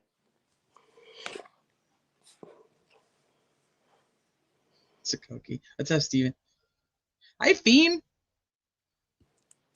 Okay, all right. We're still talking about Ron Logan. I'm on question 3, which is generally what investigation was performed in these subparts? Was Ron Logan interviewed? Yes. And who interviewed him, if you know? I don't know. Did you interview him? No. Okay. Do you know if it was videotaped? I assume. There's this business about his alibi was a little goofy. Do you know what I'm talking about, Ron Logan's alibi? A relative in the fish store or something? Something about where he told a nephew or somebody, I think it was a nephew, tell the police that I was at a certain place. Does that ring a bell at all? Something along that lines, yeah. Okay, that could be kind of a neon sign of, oh, this guy might have been trying to hide his whereabouts at the time these girls were abducted. Why did that alibi kind of his nephew, if that's accurate, trying to encourage his nephew to change the whereabouts of Ron Logan? Why did that not hold any water in terms of the investigation? Could you ask that one more time? That was really one of those that was like possibly the worst question of the day. So, was there any, let me ask it this way. Were there any issues that you know of regarding with Ron Logan's alibi that it didn't stand up, or that there was a question about Ron Logan's alibi about where he was on February 13th? I would need to review reports. Okay. Other people's reports for accuracy, but yes, there was something with a relative and he wanted him to say that he was with them because his license. If you're asking me why I think he wanted to say that, his license was suspended and he was looking at jail time possibly if he was caught driving, something along that lines. Veronica. And you know, there's also this talk about what you said earlier, that he was up, I think it was in Lafayette, but maybe not Lafayette, but at some exotic fish store or pet store, and he got some absurd amount of product from there, almost as if to say, hey world, I'm here and I'm not anywhere else killing girls or anything like that. That's out there. Did anybody check out that alibi to see if Ron Logan had actually gone to this pet store or exotic animal store? Yes, I believe they did. Was that you? No. Where would I learn about who checked that out? Who would be a good person to talk to? I think Nicole Robertson. Okay. And again, to my knowledge, she wasn't the only one looking in Ron Logan, but there's also been talk that Ron Logan's phone was pinging down near where the bodies were ultimately found. Have you heard that? no. Who would be best to learn that information that's accurate? Any of the pinging, the FBI had what they called their CAST team there. Maybe someone from CAST. CAST? Yes. CAST? Correct. Do you know what that stands for? I don't. Okay. Where would I find out? I know for me, in my experience, it's freaking impossible to talk to anybody from the FBI. They feel like they don't have to talk to anybody. Maybe Nick has better responsiveness from them than I do. But presuming I'm not going to be able to get a whole lot of help from the FBI, do you think that there were reports drafted about this pinging business from a cast group of the FBI? If I would assume that if there was someone saying that his phone was pinging, it would have been in Ron Logan's file. Yeah. Okay, you've already answered that. I don't know that you can answer this, but I'll ask it. How many reports do you think were drafted concerning this suspect, Ron Logan? Who drafted the reports? Where are those reports? And have these reports been given to the prosecutor? I have no idea how many reports were drafted. I believe he said that he was. 3 pages of redacted. Was there any investigation into whether or not others had access to the name? Yes. Now we're in Keegan Klein. Yeah. Anthony. Was it found out whether others were using Anthony Schott's account? I believe I would have to review other people's reports, but I believe he insinuated or said maybe his dad had access to that account, Tony Klein. Tony. I think he's coming up next. Do you know which law enforcement office agency was involved in the investigation of Keegan Klein? In the beginning, I believe FBI and Indiana State Police, and then it got revisited all by Indiana State Police. Okay, and when that's going on, and either Hammond or you are in charge of the Carroll County part of it, whoever was actually doing the investigative work for the state police, would they check in with you periodically to say, hey, this is what we found out? Was that part of it? Yeah, we generally worked out the same building and were, for the most part, kept up to date on a daily basis. Okay, what investigation was performed? Was there interviews of the suspect? Yes. Was that on video? Yes. Or audio? Yes. Okay, so we should have those. Were you involved in those? When he was arrested in Miami County, I was involved. Detective Vito from Indiana State Police and I interviewed him at the jail very briefly, and I went to a few of the interviews. Was not necessarily part of them, but watched them behind the scenes. And I read somewhere that he basically claimed that his dad had done it and he had dropped his dad off and all that kind of thing. Then I've heard that everything fell apart when when you all took him to the area, but I only know generalities there. Am I even saying anything that's remotely accurate? I would say you're kind of. You're in the area, yeah.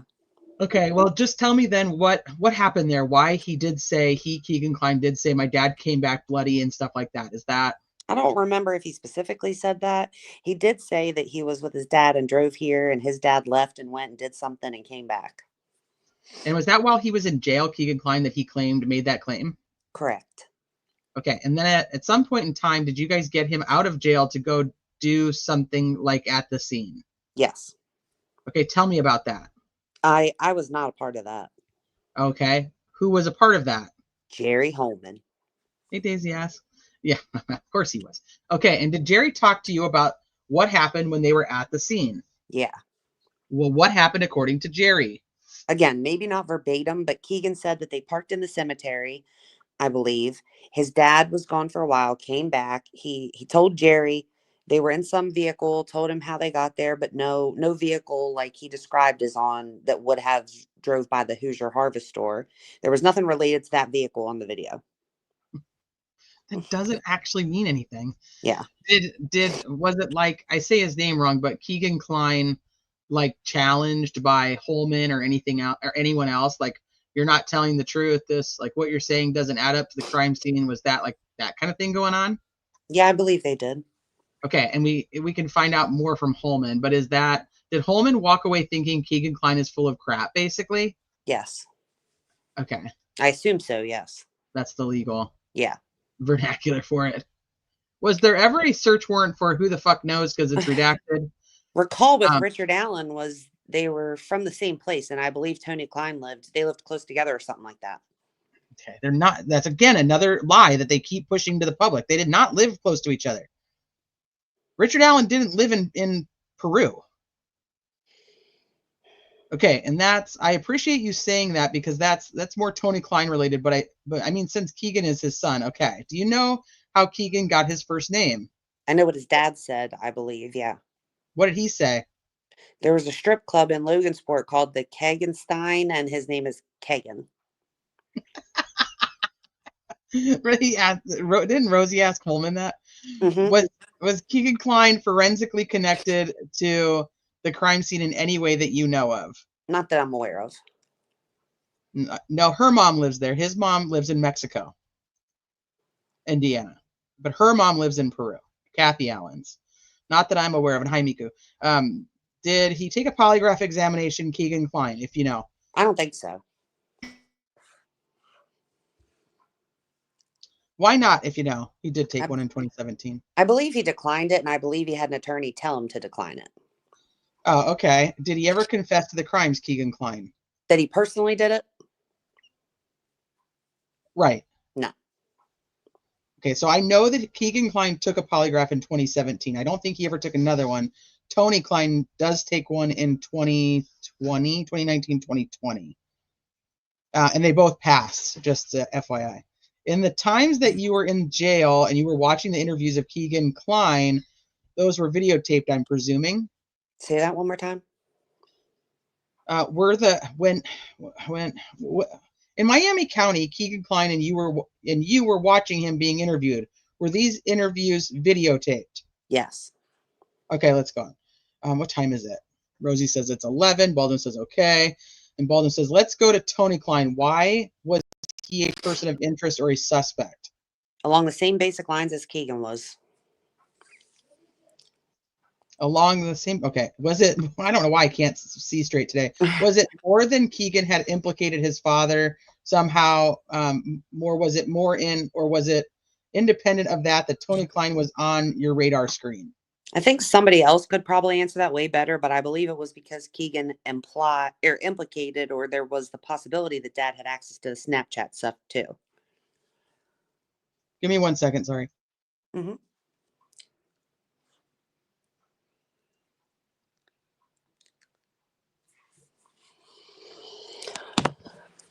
I'm gonna pour a glass of milk. Oh God.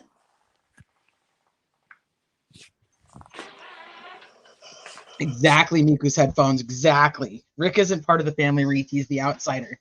As I continue to build the family tree, it's becoming more and more apparent with the people who are related that I didn't even know were related when the trial happened. And there's no Allen. There's no Richard Allen in that. Okay. Here, I'm here, right? Okay. What investigation was performed related to Tony Klein? Was he interviewed? Now hold the hell on. I got a glass of milk. Okay. Yes. Yes. Yeah, she was. Do you know who interviewed? Was it you? I don't think I ever interviewed him. I believe Dave Vito, All right. since he was the main guy on that. Was he asked about where he was, and did he provide an alibi, so to speak? I'm talking about Tony. He was, and I don't recall without reviewing what. Do you recall where there was any issue with Tony Klein's alibi? I believe there must have been, but I don't recall what that is without reviewing. Okay. Do you know which agency was in charge of the Tony Klein? Keegan and Tony were Indiana State Police. Redacted. Okay. We're standard police tactics such as the Reed interrogation technique used on Tony Klein when he was interviewed. I don't know what training Dave Vito has. I don't know. Okay, all right. Dave Liebert, let's move on to him. Was Dave Liebert ever a suspect or a person of interest? This is very interesting that he was a suspect. Why? His close proximity, again, to where the crimes occurred. I believe he was on the Hoosier Harvestor video. Yeah, I believe that was the... How did you know he was on the Hoosier Harvest video? How do we know? Because investigators had verified that the vehicle and with him. Did he also said, yeah, that's my vehicle? Yeah, I believe him and his wife, yes. Okay, and her name's Teresa Liebert. Correct. Which law enforcement office and or agency was involved in the investigation of this suspect? And we're talking about Dave Liebert. I don't know who specifically was in the beginning, I even talked to him at one point. I would have to review even to find out what that was about, but I don't know who was specifically working on Dave Liebert. Okay, and who would be a good person to find out about the Dave Liebert investigation? Who was involved in that? Again, if I had the reports and everything, I could tell you, but okay, all right. And do you know if Dave Liebert was interviewed? yes. Do you know who interviewed him? I don't. I thought he just said he did. I thought he did too. I spoke to him. I even spoke to him at one point. I thought is what he said. Do you know if it was videotaped, this interview of Dave Liebert? Again, it should have all been, for the most part, been recorded. Okay. Do you know if he provided an alibi of his whereabouts when the time frame the girls were murdered, and if the alibi redacted? Polygraphers there, I don't. Okay, by polygraphers, you're not talking about a guy that has 5 wives. No. Polyamorous people. Okay, I just want to be clear, all right? Okay, move on to a guy named Jimmy Dale Duvall. We all know that killers often come into 3 names. What about Jimmy Dale Duvall? Why was this person ever a suspect or at least a person of interest? I believe so, yes. And why is that? I didn't have anything to do with Mr. Duvall. I don't know. Okay, hold on one second.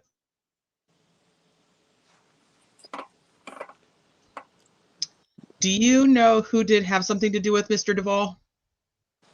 I don't. Okay, so with those questions that I've been asking, like whether he was interviewed, would you know that? I'm presuming he was, but... Same as you. I assume he was, but... Okay. Nothing that I could talk to. Do you know if Jimmy Dale Duvall has been eliminated as a suspect? I don't know. Don't know? And do you know if there's an active investigation regarding Jimmy Dale Duvall? There was not. When I stepped out, there was not. Okay. So that's information. So when you stepped out Jimmy Dale Duvall, that angle had been played out, correct? Correct. All right. So I guess you really don't know a whole lot. Let's just call a spade a spade. I can't really ask you a whole lot. Therefore, I mean, it would be a waste of time for me to find out polygraph and social media and pinging and the like. I can guess, but that's... Okay. Purely, it would be a guess. And who would I find out more about the Jimmy Dale Duvall? I think we got his name off of what was it? It was something that we got that was like, I imagine it was like a PowerPoint presentation. Like, here's Jimmy Dale Duvall, something like that. Do you know who was involved in his investigation? Maybe I've redacted. And so we don't know anything about that. Now I'm asking, okay, before I forget about it, I also wanted to ask about each of these guys if you personally knew, because in a small town, people know people. Did you know Ron Logan personally beyond the time that you went over there because something was stolen? No, I did not. Did you know Keegan Klein personally? No. Did you know Tony Klein personally? No. Did you know Dave Liebert personally? No. Did you know Jimmy Dale Duvall personally? No. Did you know Brad Holder personally? No. Did you know, I might have to go because I'll forget if I don't do it now. Did you know Rick Redhawk? No. Did you know Michael David Schmidt? No. Did you know Patrick Westfall? No. Did you know Thomas Lincoln Wallace? No. Did you know Brad Weber? No. Did you know Daniel Nation? No. Did you know Derek German? I knew of him. How did you know of him? I just past criminal dealings. Were you ever involved in an investigation of Derek German? And then, you mean for this case? No. Or any of the others? Yeah, the other cases. I know I've been to his house a few times. I don't know that I was ever actually the lead guy or taking care of it, just backing up other officers. I noticed before was he arrested before the girls were murdered? Do you know that, if he had been arrested? Had he ever been? Within, let's say, 3 to 4 months before the girls were murdered, had Derek German been arrested? I don't know. Did Derek German ever work as a confidential informant to your knowledge? It's possible. That's the same thing that Holman said. You don't have any? I don't have any. Okay. A guy named Elvis Fields, do you know him? No. Garrett Kurtz, do you know him? Knew of him, but no. Okay, same way that you knew of Derek German? Right. Okay, not in a personal capacity, but more. Correct. Okay, some lady named Ashley Garth. Knew of her. Knew of her the same? Gabe Ellis. I knew of him. Same way that you knew of Derek German? Correct. Okay, so we'll get back to who were we talking about? We started about Brad Holder, I think. Yeah. Yes. Right. So I'm on to checking out alibis. Did he provide an alibi? Did it check out?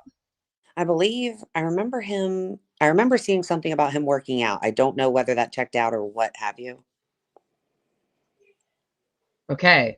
And again, I don't know how this is all working out, but it causes me to think if alibis of anybody, including Brad Holder, were problematic, would that be something you would know, or would that go to the unified command? Most of these people that you're talking about were in the beginning, and mostly I did tips.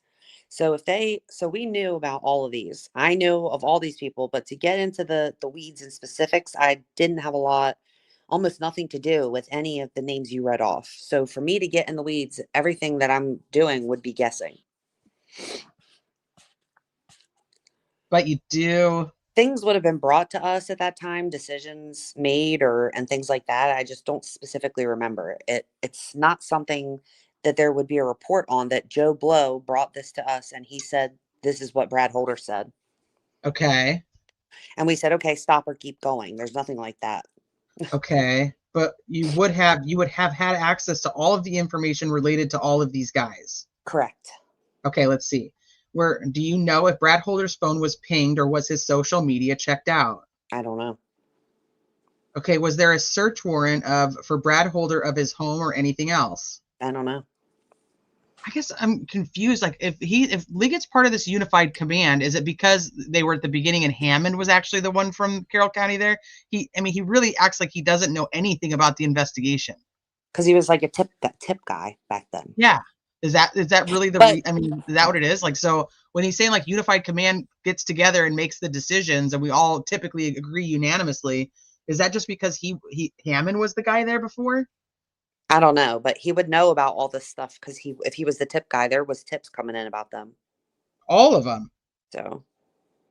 Yeah, it's very confusing to me on his level of idiocy. Oh, well, keep going. Like, ask the next one. 22. Okay. Who would, and I know who would be the right person to ask that? Again, I'm not saying I'm the wrong person. Okay. But if I had the file here, I could tell you at least. Okay. Who that person would be as well. Okay. So if somebody like Tony Klein or, Brad Holder or Brad Weber, would there be like one person in charge of that suspect? Generally speaking, whoever got assigned to Brad Holder an investigative role, that was their case, or that was their person. And then generally they would come back to us and say, when they're at crossroads or something like that, and tell us, this is where I'm at. Tell Central or Unified Command. Yeah. Okay. Yeah. What should we do from here? Okay. I'm glad I stumbled upon that, or you mentioned that. How would I figure out who was in charge of Ron Logan's case, or Keegan Kline, or any of these guys? Should be in the files. That But how would it be identified? Like, that's what I don't know what you're going to see. I don't know that you're going to see anywhere where it says the lead investigator for Ron Logan is, we'll just use Nicole Robertson. I don't know that you're going to see that at all, but you'll see case reports. The reports should be in there on who mostly dealt with them. Okay. And they'll all be, so if Nicole Robertson was from the FBI was doing one, and let's say just Jerry Holman was working on Ron Logan, if he has any reports, they would be in there as well. So Okay. So maybe an imperfect gauge of who was in charge of an individual suspect might be the amount of work product. that's kind of an imperfect way, but at least I now know that and understand that one person, generally speaking, was in charge of investigating a suspect. That's traditional. and there may have been more than one investigator. And again, I don't. So I'm sorry to interrupt, but I think I figured out a way to do it. So if I see a report, let's say that Nicole Robertson is on it, I could ask her who was in charge of the Ron Logan. No, I don't know that. I don't know that. That's what I was getting ready to say. Oh, I see. I don't know that you can say there was not a specific you're in charge of. It would be like, and I don't know, I use Yeah. the three of you sitting at this table Yeah, sure. and saying he's in charge of Richard Allen's case. You're all three or two involved in Richard Allen's case. You're working together. So to say there was a person in charge, I don't know that you're going to necessarily see any piece of paper or anything like that where it says they're in charge. Like Keegan Kline, as I told you, Dave Vito was mostly the guy Got it. that was taking care of that. He had help. There were many people helping. So Okay, well, was it like, but how would it even get assigned to somebody? Like, we're talking right now about Brad Holder. How would it get assigned? Hey, somebody needs to be in charge of Brad Holder. How would that even happen? Would it be Unified Command, or would it be like, hey, I got a tip on this guy, let me be in charge of it? yeah, well, that is one way. Absolutely. Okay. If we were getting tips, a lot of times what we would do, we'd print those tips off, and someone that wasn't busy would come to us and say, hey, I'm done. Here's your next tip. So if it was someone that a lot of those names that are on your list were above average suspects, there would generally be more than one person working on it. So Okay. Well, and then we are on Brad Holder, so let me go down. I don't know if I asked you this. Do you know if there were any audio or videotaped interviews of Brad Holder? I assume so, but I don't know. Don't assume, because you'd be wrong. Okay. Let's see.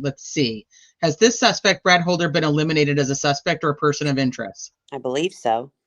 Okay. And then, I guess I need to ask. If I may, all these names, I specifically did not have anything directly investigating to do with them. I could probably get a lot of answers by reviewing Right. reports. Sure. You're talking about Brad Holder, then that was 6 years ago, and I knew the information then. I've not reviewed every person that's on that list. But those guys like Dave Lieber, Jimmy Duvall, Brad Holder, they were basically eliminated as suspects at some point in time before you left. I assume so. Okay. Well, was Brad Holder? There may have been a point for any one of them that we just ran out of things that we could check on. It may not mean we'd ruled them out. Okay. But they'd been covered as much as we could, and unless new information came up, So then it was at a standstill. the way that you said it earlier, when you stepped out of the Unified Command to take over as sheriff, as far as you know, Brad Holder had been eliminated as a suspect. We were no longer working on Brad Holder. Okay. Do you know when he would have been, that the work on Brad Holder would have stopped? Like, was it 2017, 18, 19, 20? Again, I'd have to review, but I believe 2017. He was a person that was in the very beginning. Okay. And I should have asked that about all these people, but okay. Was there... Almost all those names you read off were people from the very beginning. Okay.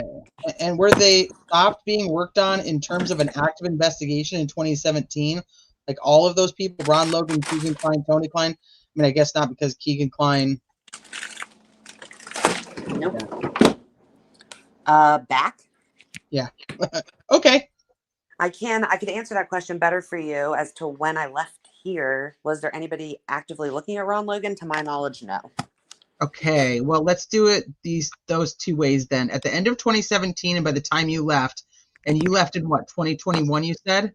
No, 23. Or 22? 22, I'm sorry. Oh, the end of 22? Yes. So let's divide it into that way so that you just did Ron Logan. Was he no longer an active? Was it no longer an active investigation on this person at the end of 2017? I would have to review.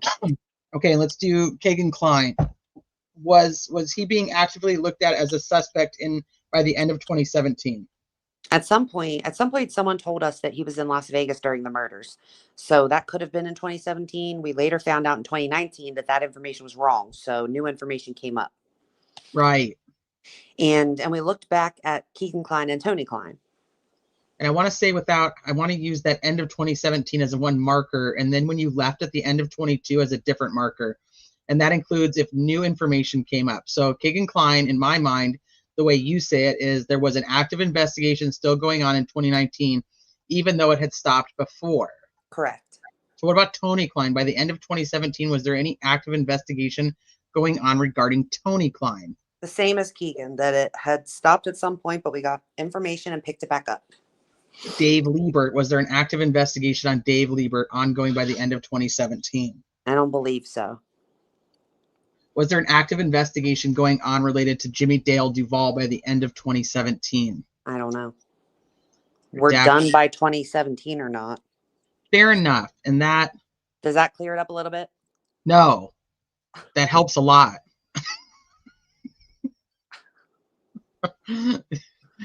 I think this was the real answer, Andy Baldwin.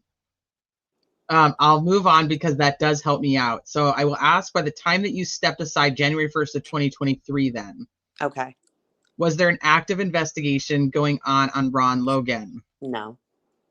Was there an active investigation going on December 31st, 2022 on Keegan Klein? Yes. Was there an active investigation going on December 31st, 2022 on Tony Klein? Yes. Was there an active investigation going on December of 2022 on Dave Liebert? No. Was there an active investigation going on involving suspect Jimmy Dale Duvall December of 2022? No. Was there an active investigation going on concerning a suspect at one point in time named Brad Holder as of December of 2022? No. Was there an active investigation going on concerning Rick Redhawk as of December 2022? No. Was there an active investigation going on concerning suspect Michael David Schmidt as of 2022? No. Was there an active investigation of Patrick Westfall? No. What about Thomas Lincoln Wallace? No. Brad Weber? No. Daniel Nation? No. Derek German? No. Elvis Fields? No. Garrett Kurtz? No. Ashley Garth? No. Dave Ellis. It's actually Gabe Ellis. Gabe Ellis. No. Okay, so that'll help. That'll help some of this out. So was I done with Brad Holder? Was he polygraph Brad Holder, if you know? I don't know. Okay, and I'm not going to be able to ask you anything that you'll know about Brad Holder. No, I don't think so. Okay, so I've just got to figure out who was involved in that. But Rick Redhawk, was this person ever a suspect or at least a person of interest? Yes. Why was that? Came off this, I believe we had a couple of tips, and I believe one of his tips was from some sort of counselor that had to stop seeing him as his counselor because of his behavior towards that person. Right. And he was a violent sex offender registry person. Which law enforcement agency was involved in the investigation of that suspect? I believe that was Carroll County. Carroll County, okay. And do you know specifically who was involved in? I spoke with him. He had an arrest warrant for failure to register. And I spoke with him briefly at the jail the night he got arrested and got a buccal swab. And then I believe Mike Thomas and another agency helped him continue with that. Okay, so he was interviewed? Yes. We're talking about Rick Redhawk. Did he provide an alibi and was it checked out? Yes, he said he was staying with a friend, a girl, and somewhere else, another town. He was registered to be living in Deer Creek in Carroll County, a little town, Deer Creek, up by Logansport. and he was staying with a lady friend somewhere else, said he was by himself, went and got gas and went to a store or something like that. And I believe eventually it found that he didn't use his credit card or anything. I don't know where that investigation ended up at, but he provided some sort of alibi. Okay, so what was the point of this entire comment that you just made, Tony Liggett? Mhm. Okay, and you've already answered this. He, at some point in time, he was active. The active investigation of Rick Redhawk was ended at least by December of 2022, correct? Correct. Is that a yes? Yes, correct. Okay. Sorry. No, that's fine. Do you know if he was polygraphed? 2 redacted pages. Me asking in Delphi. Okay, and you had said, what did you just say? You had said that Patrick and Brad Holder were in some religion or something. Is that what? Correct. Okay, tell me about that. Again, I don't know the specifics, but they were in some sort of religion. I believe on Facebook we found where they had done rune stuff or something, and the investigators that looked into it. Well, that would seem to be a big deal, runes, because you said the word rune earlier. Correct. So what? But you also stated that by December of 2022, Patrick Westfall and Brad Holder both were, there was no more of an active investigation on them. So why was that the case? It would seem like if they're into a religion with these things that you're calling runes, and there were runes potentially at least on the scene, that they would be pretty high value suspects, perhaps. Sure, and I would have to go back and review to Redact. 3 pages redacted, and then I'm in the middle of a sentence and saying videotape or audio tape them. I don't know that we actually said that, but there's a general investigative thing is we like to record our stuff. And delete it. Oh, sorry. That was deleted off this transcript. I apologize. Okay, we've gone over that he was there was the active investigation of Patrick Westfall ended at least by the end of 2022, correct? Correct. Was he ever polygraphed, Patrick Westfall? I'd have to look to be accurate. I don't know. And again, I'll just have to look at the reports or maybe who interviewed him, and that might be a resource to go to. Correct. Okay, and we've got Thomas Lincoln Wallace. Was he ever a suspect or a person of interest? He was. Okay, and why was that? I believe he was another sex offender, and I believe we got some tips on him. All right. Was he interviewed, if you know? I believe he was. And I'm going to presume that it's on video, so I won't ask that, but did he have an alibi? You should just don't assume anything, Andy, if you know. I would have to review. Okay, did you ever talk to him, Thomas Lincoln Wilson? I don't believe so. All right. Wallace. Oh, no, wait, Wallace? Is it Wallace? Wallace. Yeah. And was he polygraphed, if you know? I think most people were asked. That doesn't mean that I know whether or not they did or not. Okay. Do you know if there was a search warrant related to Thomas Lincoln Wallace at the request of? Not without reviewing his file. Okay. So again, if I found a report or 2, 3 of Thomas Lincoln Wallace, whoever did drafted the report, that might be a better source to go to. Correct. Okay. Brad Weber. I know that he lived across the creek. I do know that. And so was he, Brad Weber, a person of interest or a suspect? Yes. Why was that? I believe the proximity of where he was staying, and that was his mother's house, and he was staying in that house. Okay, was there blood found in that house? I swear I heard that there was blood found in one of those houses across the street. I feel like Liebert's, again, without reading. Oh, okay. Well, that's interesting. Without reviewing it, I believe you're accurate in the Liebert thing. Okay. I don't want to swear to that, and Weber's. Other than the proximity, was there anything more about Brad Weber that made him a suspect? Without reviewing, I don't know. Okay, I'm presuming he was interviewed. Correct. Is that right? Yes. Okay, so we should be able to get that and presume it was videotaped. I know that by the end of 2022, there was no longer an active investigation related to him, right? And I vaguely remember he had an alibi that checked out. Oh, thank you. I didn't ask that. Okay. Had an alibi that checked out. You probably don't know about the polygraph, or do you? Except he didn't, because apparently they're saying at the time the girls were killed, he was driving down the road. Right. So he didn't have an alibi that checked out. I'd have to review. His alibi that supposedly checked out was the fact that he was at work and then went and did his ATM machines. That's his alibi. Okay, pinging on his phone. Do you know about that? I'd have to review. Okay, then we go to Daniel Nation. Was this person ever a suspect or at least a person of interest? He was. Okay, and why is that? I believe he was one of them that I was gone. I really don't know. I could review his file, but And again, you had access to all the files anytime you'd want. Was there some like type of correct. central repository where everything was? Yeah, everything was at the command center. At the command center. So it wouldn't be of any value. I did read some article about Daniel Nation. He was in Colorado or something. Correct. Is that so? You I generally know, but again, to be a sworn testimony, I won't do that. okay? Sure. I'll move on then because it doesn't sound like you've had a lot of. Like you have a lot of knowledge. And again, I'll just figure out who investigated him and talk to him. I think this would just go better. Like Liggett, what did you fucking do? Yep. Did you do anything? Did you eat a donut? Nom nom. Nom nom nom. Derek German, now that may be a controversial suspect, but was Derek German ever a suspect or at least a person of interest? I don't know that I would ever necessarily classify him as a suspect, but he was looked into and to be vetted. To be vetted, not actually vetted. Okay, and what law enforcement agency or officer was involved in the investigation, if you want to call it that, of Derek German? I would have to review. Okay, was he ever interviewed? Yes. I interviewed him once, I believe, and redacted 1 page. Of the head guy on that was Murphy. Okay. But I would have to review. I don't know much about that. Don't know much about that. Without reviewing. Okay. Well, I mean, do you know about an alibi? I don't.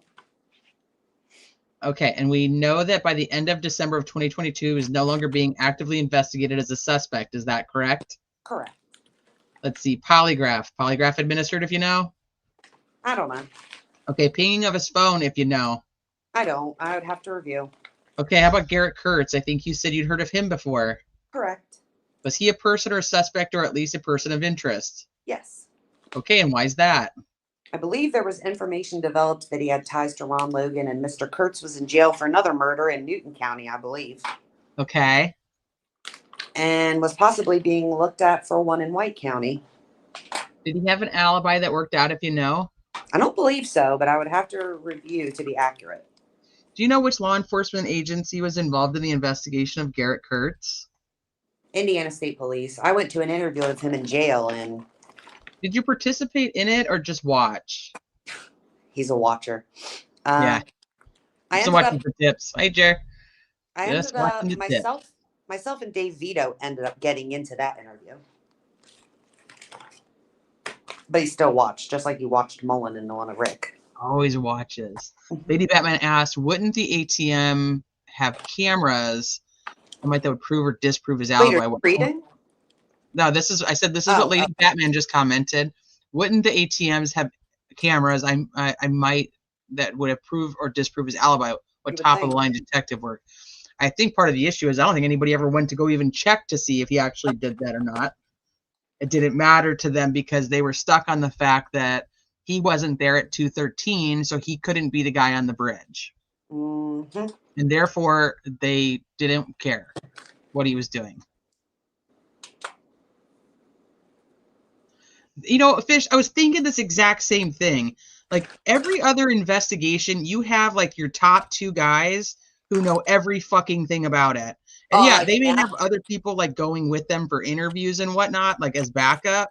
But like your top guys know every fucking detail there is to know. And we've been told for however many years that this unified command is that top tier of people that know everything. Mm-hmm. Well, all these depositions are proving to us nobody knew anything. They basically did nothing, and then Tony, Mr. Know Nothing at all, decided somehow, even though he doesn't know anything, that Rick's tip was really important, and he decided he was bridge guy, and that was the end of that. Yeah, they pretended to do so much. I agree, Eve. Yeah, he was the one that, Shank brought the tip to him, and he was like, I knew once we found the 3 girls, then we had Bridge Guy. And it's like, you still never found the fucking 3 girls. You still to this day haven't done that. He said we knew that girls saw a guy, and that when we saw that he saw 3 girls, we knew that was Bridge Guy. Right. But and there was no like confirmation with the girls that it was the same person. Like they just didn't care. They didn't care that he said he saw 3 and that it was actually a group of 4. They didn't care about any of that. He figured that was Bridge Guy, and that was the end of it. they were just like, we have this perfect guy that none of us have any fucking ties to, and we are going to make this happen. Okay. And when Mullen and Liggett failed to get him to say that it was him, then Holman was like, I'll do it. I'll get him to confess. And then when he bugged out and arrested Rick with no arrest warrant, no like permission from the prosecutor, no nothing, no additional information, like just got mad and arrested him, and then everybody had to scramble. Nick had to put together a PCA, which was what he did, and he lied on it. Because once they arrested him, they had to make it stick. It had to. They couldn't let him go because they arrested him. They told people they arrested him. Yep. So there was no going back after Holman just bugged out and arrested him. There was you couldn't back off after them. So I think that there was a lot of what I would call pressure from McClelland on Holman of like, you better make sure you get the evidence because you just arrested this guy. Yep. And now I have to sign off on this probable cause affidavit for his arrest. Mm-hmm. And you better not make me look like a fucking asshole. Yep. So you need to figure it out. Investigation we've ever had. Right. You need to figure it out and make sure that I can get a conviction or you're fucked. Yep. Okay. And I'm sure them that the best way to do that would be from a confession. The chat wants to know what you've got going on over there. What is Goosey eating? I'm making pretzel bites. I'm not eating yet. I will be soon. That sounds good. I had a salad right before we started, so now I'm gonna eat. All right, let's go. I'm so hungry. Okay, was there anything about that interview that caused you to think he is a suspect or continues to need to be a suspect, or nah, he's not really a suspect? Anything about that interview? I would have to review too. Okay. Get the specifics. And I know he polygraphed. Oh, okay. How did that work out? I believe he failed. Okay, he failed. And that polygraph examination should be available, I'm guessing? Correct. And what about an alibi? Did we talk about that? You asked, and I'd have to review. Okay, and pinging all that, do you have? I'd have to review it. Okay. And when you say, I know it's maybe getting late in the game, but what do you mean by pinging? Oh, what is your version of pinging? Just that a phone is pinging off a tower somewhere and can be kind of established where the phone was located. Okay, because we had the tower dumps from out there, and we ran everybody, anytime we got a phone number, we checked those against the tower dumps. Okay, is that all? And it doesn't necessarily mean I can answer your question any better, but with that, what you just described be like one big document that's like, here's the phone number of this guy, and or is it? I believe there is a document of this phone number belongs to this person. It could be, I'll use Nick as an example. His office may have cell phones that he hands out to his employees, so it may return to the prosecutor's office, but Steve Mullen may own it. But yeah, we had all of the tower dump from around the crime time. The crime time? I don't think I've seen that. It should be on a file. Yeah, I don't doubt. There's just, as you know, there's just a freaking crap ton of stuff. And the reason I asked that is because did we specifically ping Garrett Kurtz? I don't think we specifically did, but we would have checked any of his numbers that he would have provided. You would have. And we got, yes. Okay. Ashley Garth, was she ever a suspect or at least a person of interest? I don't think so. Okay, and Gabe Ellis, was he ever a suspect or at least a person of interest? I remember the name. I remember he was looked into, but I don't know. Without reviewing, I don't know. Okay, so all those questions I'm going to ask, I need to figure out who was investigating that. Good luck, Andy, because nobody fucking was. And I haven't left a whole lot of time for Brad. I mean, there's other things. I want to leave him at least 15 minutes, and I don't know how long everybody could stick around. But I didn't get into a whole lot of other stuff, so I apologize. And Baldwin says, but do you have mop-up questions? Or Rosie says, yeah, let me ask Rosie him. said, put me in. Put me in, coach. Baldwin said, okay. So here comes Rosie now. I hope he Hi, comes everybody in that just hot. popped in. All Eyes, Freedom Ring, Bobby. Making Menudo. That's a good rainy day. Yeah, it's raining, stupid rain down here in Southern California. You better come in hot, Teresa. Okay. Coming in hot. Coming in hot. We're Rosie now. Let me put my nice socks on. So, Mr. Baldwin asked you earlier about these composites or the sketches. You recall those? Yes. Questions? Yes. Okay, so help me understand this. So the first composite that was released was essentially the composite with what I'm going to describe as a person with a hood or a hat on, right? Correct. Okay, and that composite was generated by which source? Sarah Carball.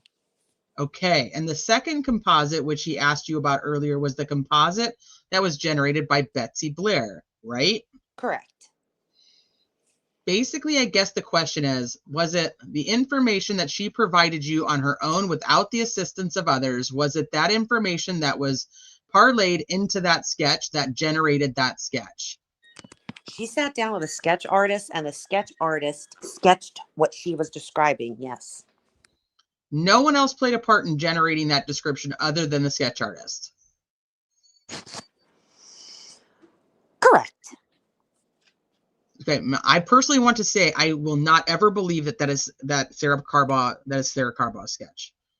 That sketch was done by the FBI in a computerized system. I still believe it had to do with everybody's stuff combined. Just the art that went on, right? Betsy Blair and the sketch artist. And the second sketch was released in 2019. I believe so, yes. Okay, and that sketch involved what I'm going to refer to as the image of a younger male, white male. Is that accurate? Yeah, I would say. Okay. It appears younger, yeah. Did you believe that the image from the first sketch, I'm going to call it the hoodie sketch, did you believe that that image was Richard Allen? That's one and the same person? The sketch that, so it gets confusing when we talk about the first. The Carbaugh sketch. The Carball sketch. Yeah. Did I believe that was Richard Allen? Yeah. Yeah, I believe she saw Richard Allen walking on the road. Yes. And that was her description of him. Yes. Okay. And then did you believe that Betsy Blair saw Richard Allen? Yes. And do you believe that the second sketch is also a sketch of Richard Allen? Yes. You agree with me that the sketches have a lot of differences between them? Right. They're just sketches. They're not pictures. They're not photographs. It's just a sketch. Oh, God, fucking A sketch Doug. is not a photograph. It's not a photograph, but if you put them together with your magic fingers. I mean, the one obvious difference is that the ages of the two people seem to be fairly different, right? But you're looking at an older aged lady. What people see isn't always perfectly accurate. Betsy Blair, and I would have to look, but she described the guy in his late 20s to early 30s, and that's young to her.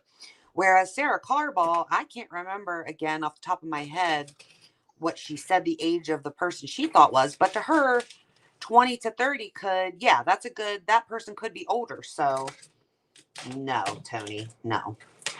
She was like 21 or 22 or 23. Like, what are you even talking about, sir? Well, and they've done this since the beginning. That fucking Becky Patty did it too with this whole age thing. Betsy was like in her like late 50s, and Richard Allen is in his early 40s. Yeah, but still had gray and never had any fucking poofy hair. So like the whole thing like doesn't make any sense. She didn't just make up fucking poofy hair. and beautiful. Yes, beautiful. Richard Allen is not beautiful. Also, the young girl who's 5'7" clearly said that her head, the top of her head, came up to the dude's shoulder. That ain't happening on 5'4" Richard Allen. If anything, his head is at her shoulder. Right. Right. But that's not what she said.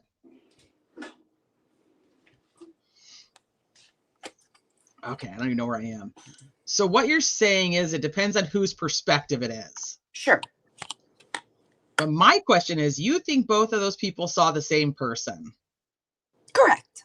but yet they generated fairly different results when the sketches were released. Correct. It's very plausible that those sketches, if they're accurate, were two different people. But based on the information and the facts that we have, I don't believe that's true. But you agree with me, they don't look the same. Oh, they're not perfect. One of them again has a mask. One of No, them, he doesn't. the sketch is they put a hat on him that they had no idea was the correct hat. We had to tell people when we released it that the hat, not to take the hat into account. Why does he keep saying that Betsy's has a fucking mask on it? I think he's about to show him the sketch. I hope he asks where the mask I is. really hope he does. Like, you do realize you're an idiot, right? And like, you really don't know anything. I'm not going to mark this at this point, but do you see this? Yeah. Is that Betsy Blair Correct. sketch? Is there a mask on? No. I must be thinking of the Voorhees. Okay. So let's make sure we're talking about Okay. the same sketches. Would you agree with me that there aren't a lot of similarities between the first sketch and the second sketch? Sure. Yeah. This fucking guy didn't even know what sketch was put out for multiple years before he arrested Richard Allen. But he also thinks, which we do have the Voorhees sketch, he also thinks that is Richard Allen because that's the one he's thinking of in his head. And that one that is one of the furthest from him.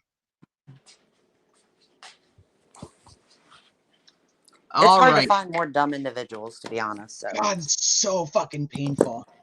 All right. So when the second sketch was introduced to the public, what was the intent of that amongst the law enforcement command team? The intent was to generate more information about the case, to re-pique everybody's interest to see if we could, spark new information to tell us who that person was. Well, according to Holman, it was to get him active again, have him kill somebody else. I mean, was it kind of like a fishing expedition, for like lack of a better phrase? I wouldn't call it that. Well, there wasn't really much of a connection between the two sketches. You knew that was going to generate some questions, right? Yeah, I would say that. Yeah, that's accurate. Hi, Carrie. Long time no see.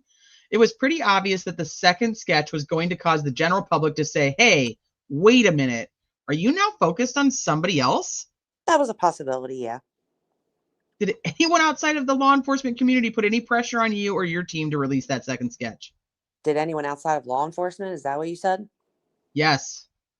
Put pressure on us? Yes. No. Like Betsy Blair or one of the other people that were out there on the trail? Anybody like that? No. Why did it take so long for that sketch to be released to the public? Why 2 years or after the original one? I don't know that I have an answer, to be honest with you. We did not get the Carball sketch done until June of 2017. And somewhere along the lines, it was just a unified command decision that we didn't release any of this or any of the Betsy Blair sketch. And when we got Carball, we did. That part of it was that she was closer to this person walking down the road. Betsy Blair was 50 feet away. I mean, there was a lot of, I'm sure a lot of discussion that went into why we were doing it. You actually don't know, though. Were you part of that's the only thing he actually answers, even though he everything else, he's like, I wasn't there. I didn't know. I wasn't part of it. But if it had something to do with that law enforcement did or didn't do something, he's like, I'm sure we did, because that's what we do. We're really good about this kind of stuff. Everything's videotaped. We don't erase anything. Were you part of the actual group, like the command team that actually made the decisions to release those sketches? Yes. What role did Doug Carter play in that? None. So basically, I think you said this earlier, he was kind of a mouthpiece. Yeah, for you. Yeah, he's good at speaking to the public, and yeah. I mean, the state police have a PR guy or a woman. I don't want to be Sure. insensitive here, but it wasn't that person that was doing the talking, right? No, not all the time. Sometimes, but not all the time. I recall Mr. Carter mentioning at one point that the person may be right here in this room. Do you remember those comments? Yeah. I'm going to call them kind of infamous words or famous words, so to speak, right? Yeah. What was the purpose behind that? It was just a strategy that people helped us draft a strategy going into that press release in general that day. It was a calculated statement. It was. It wasn't him just up there jibber jabbering. Correct. What was the strategy? Just to put pressure on who the person was. Kind of like ferret them out or flush them out of the bushes, basically. Attempt, but sure. I mean, I'm a hunter, so let's redact that page. Well, you can't immediately get on 25. You have to drive on 300 North under 25 back down to Main Street, and then you can get on. That was going to be my next question, because we're looking back in time, obviously, and I don't remember exactly what the logistics were. Yeah. So that would have been the route to take if you wanted to get up on the highway. Correct. Have you timed all of those routes? I have not, no. If you've worked in this community for a long time, Yes. would you estimate that's probably the fastest route to get up on the highway and go down? To get on the highway, absolutely. In other words, you wouldn't have to go through town.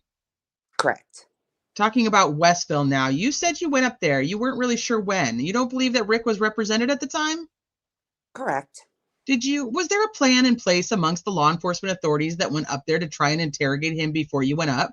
I don't know that the word interrogate is the word, but talk to him. Yeah, that was the whole point of going up there.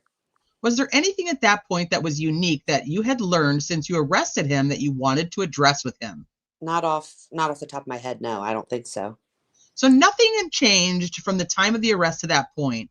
You were hoping to go up there and get a confession, I assume, just like most investigations, right?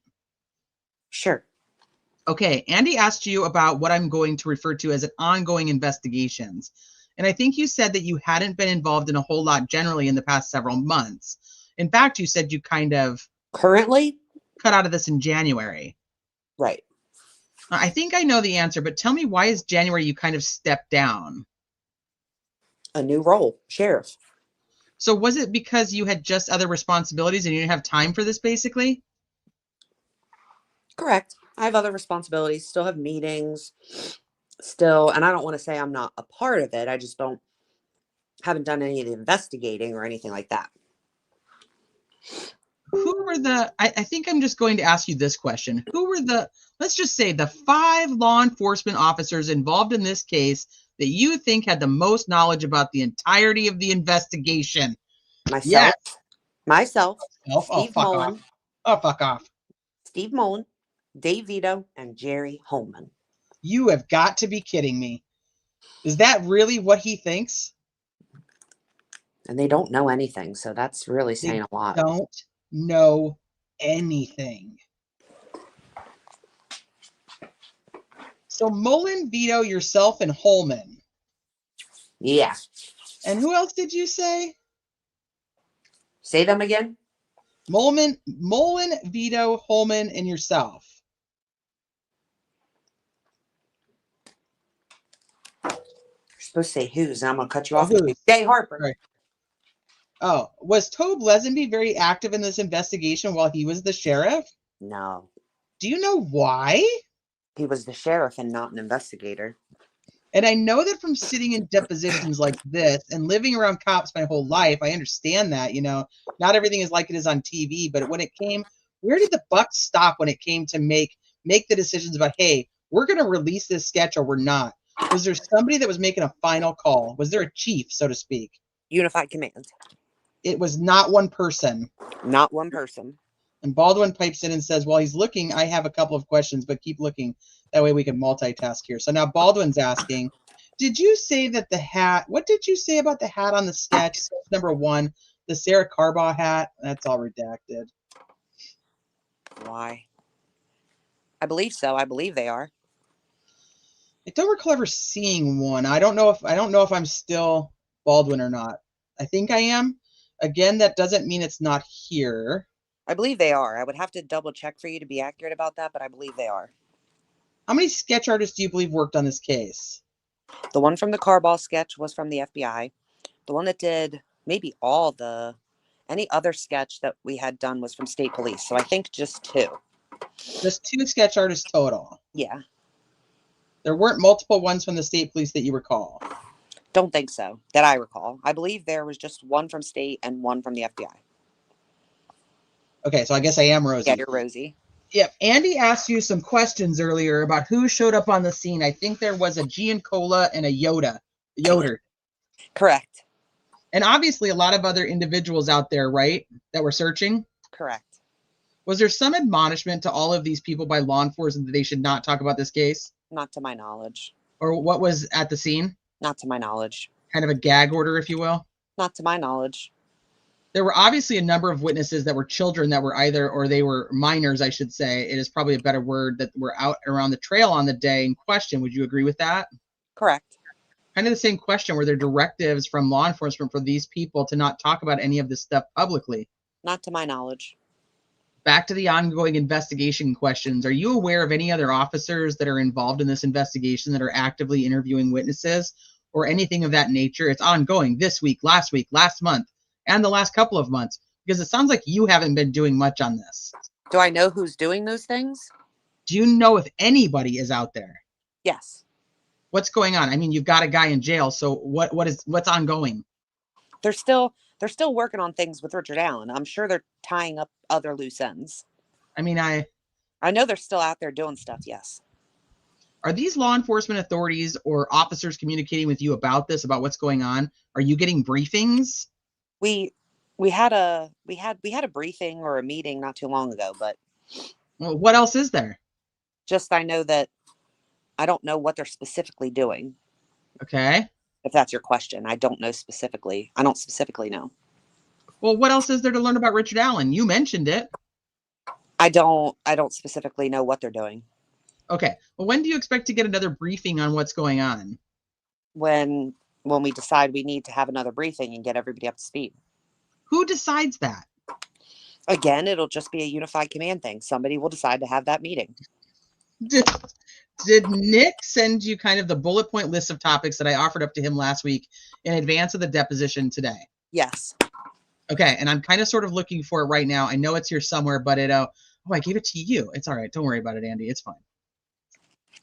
So Rosie says, obviously, we haven't covered all these topics on there. We got a lot of them today, but did you come in here prepped to talk about all of those, or did you just kind of... Absolutely not. Okay.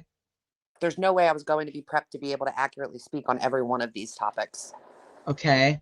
Having a little bit more time between now, let's say, and the next time we might order up your deposition, you think you could take some time to look at the topics and kind of brief yourself, prep yourself a little bit better, just with a little bit more time? I can sure try. Absolutely. Okay. Have you shared that list with any other officers? I have not. No. I know I'm not asking what he did. Yeah, I have not. No. Okay, I don't have anything else. So do you want to review and sign, or do you want to waive, or do you know what I'm asking? I know what you're asking. I'd like to review it. Okay. Well, there you have it. So basically nothing. He was even told ahead of time what they were going to ask about and still knew nothing. That's what I like. I like that Rosie, like, one of his final things he says to him, he's like, do you think you could be a little bit better prepared with a little bit more time? Do you think that if we give you a little bit more time? Over that he could try. I could, That's a no. I could try. I guess I could try. I don't think we learned a single thing from this deposition besides confirmation that Liggett is a fucking idiot. And that he, Jerry, and Steve went to Westville when he had representation and tried to get him to confess. Yes. And that's supposedly on video somewhere, but nobody knows where. Mm-hmm. This guy doesn't know anything. And yet when he's asked who knows the most about the case, He names himself. himself Yep. as one of those people. Yeah, it was not going to be an interrogation, DB. It was not going to be an interrogation. Just an That's interview. why we couldn't. He can't say it would be an interrogation because then he'd be in big fucking trouble for not having an attorney there with him. Mm-hmm. That is just. They really did. They thought they were like, let's go fuck him up in the prison for a little bit, and then he'll tell us. He'll tell us it was him. And then when Rick still doesn't break, they're like, all right, we got your number. Let's figure out what we need to do now.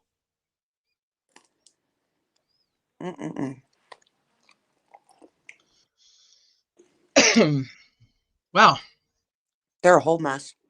They are the Mullen, Holman, Liggett.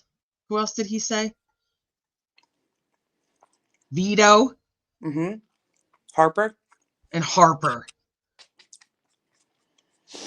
You know what I think we should do next? Nobody's in charge.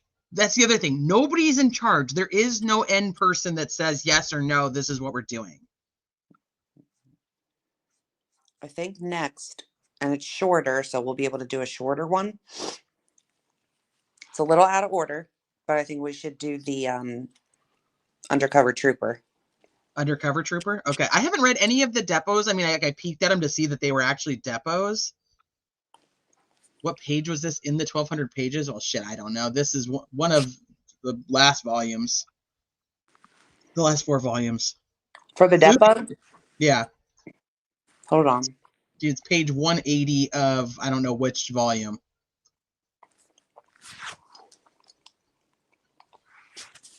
So she wants to do next, she wants to do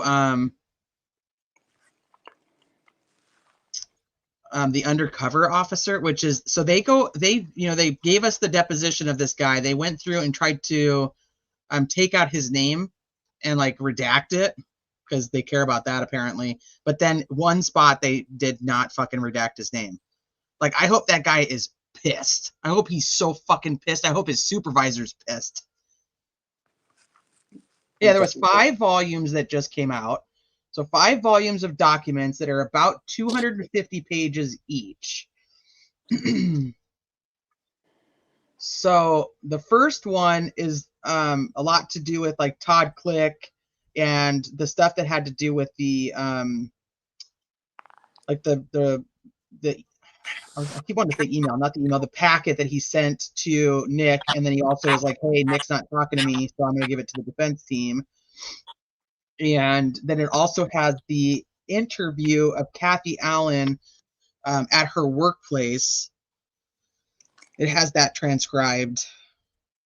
And then really the last four volumes really just have all the depositions. And we've got Liggett's, Lesenby's, Purdy's, Murphy's. Why am I missing? Who am I missing? Liggett's, Lesenby's.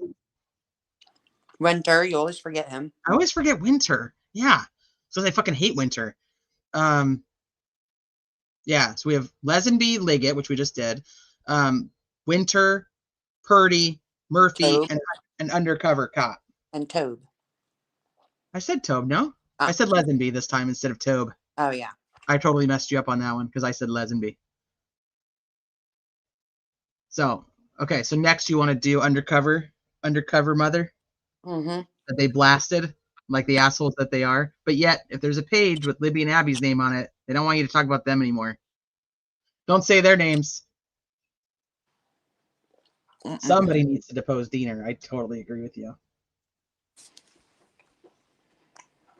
All right, so you want to just let me know when you're ready to do another one, like schedule-wise? Yeah, we might be able to squeeze it in tomorrow night. Okay.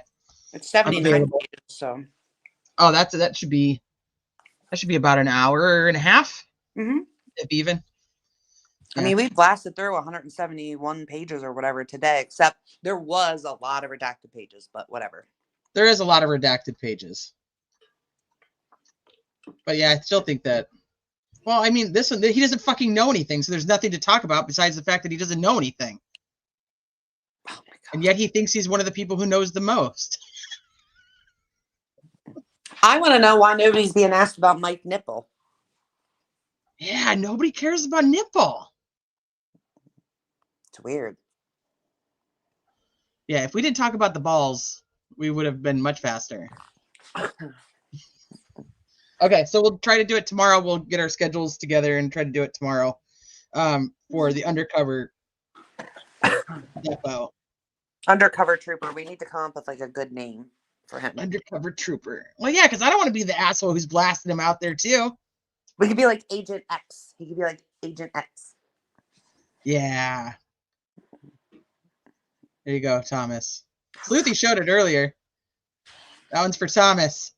We were talking about how sad we are for Brad Weber that he can't ever wear river shoes, or like, what does he do with that empty space in his socks? Like, does he tie it? Does he like sew off that edge?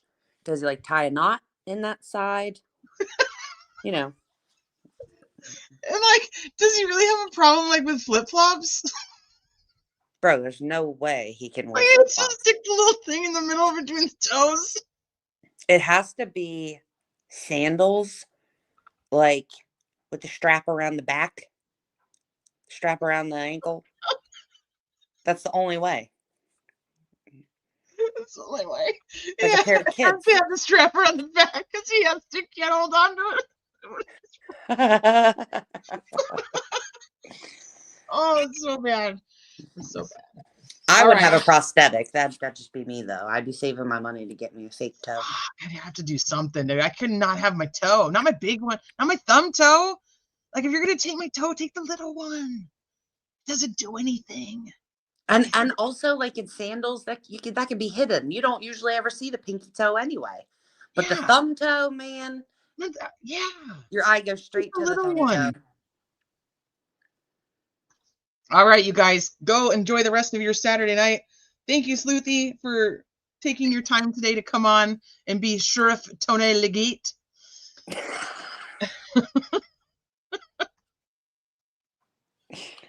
10G, that's an important toe. Damn.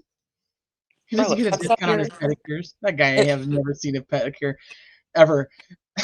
It messes up how you walk. Like, did you know that, like, if you, I don't know about half the toe, but definitely the whole toe, if the whole toe's gone, it messes up your gait. You, like, can't walk right. You need that toe to balance yourself.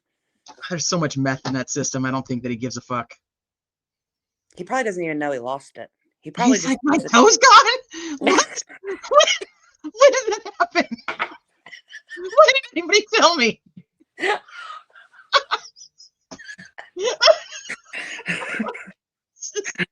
All right, I gotta go figure out dinner. I'll talk to you guys. Well, hopefully we'll see you guys tomorrow. We love you. Go enjoy the rest of your Saturday night.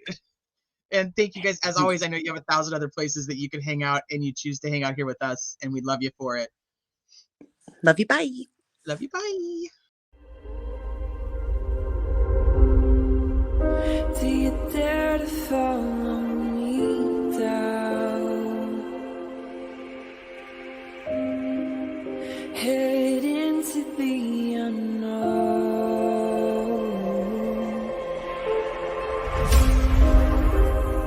Down the rabbit hole.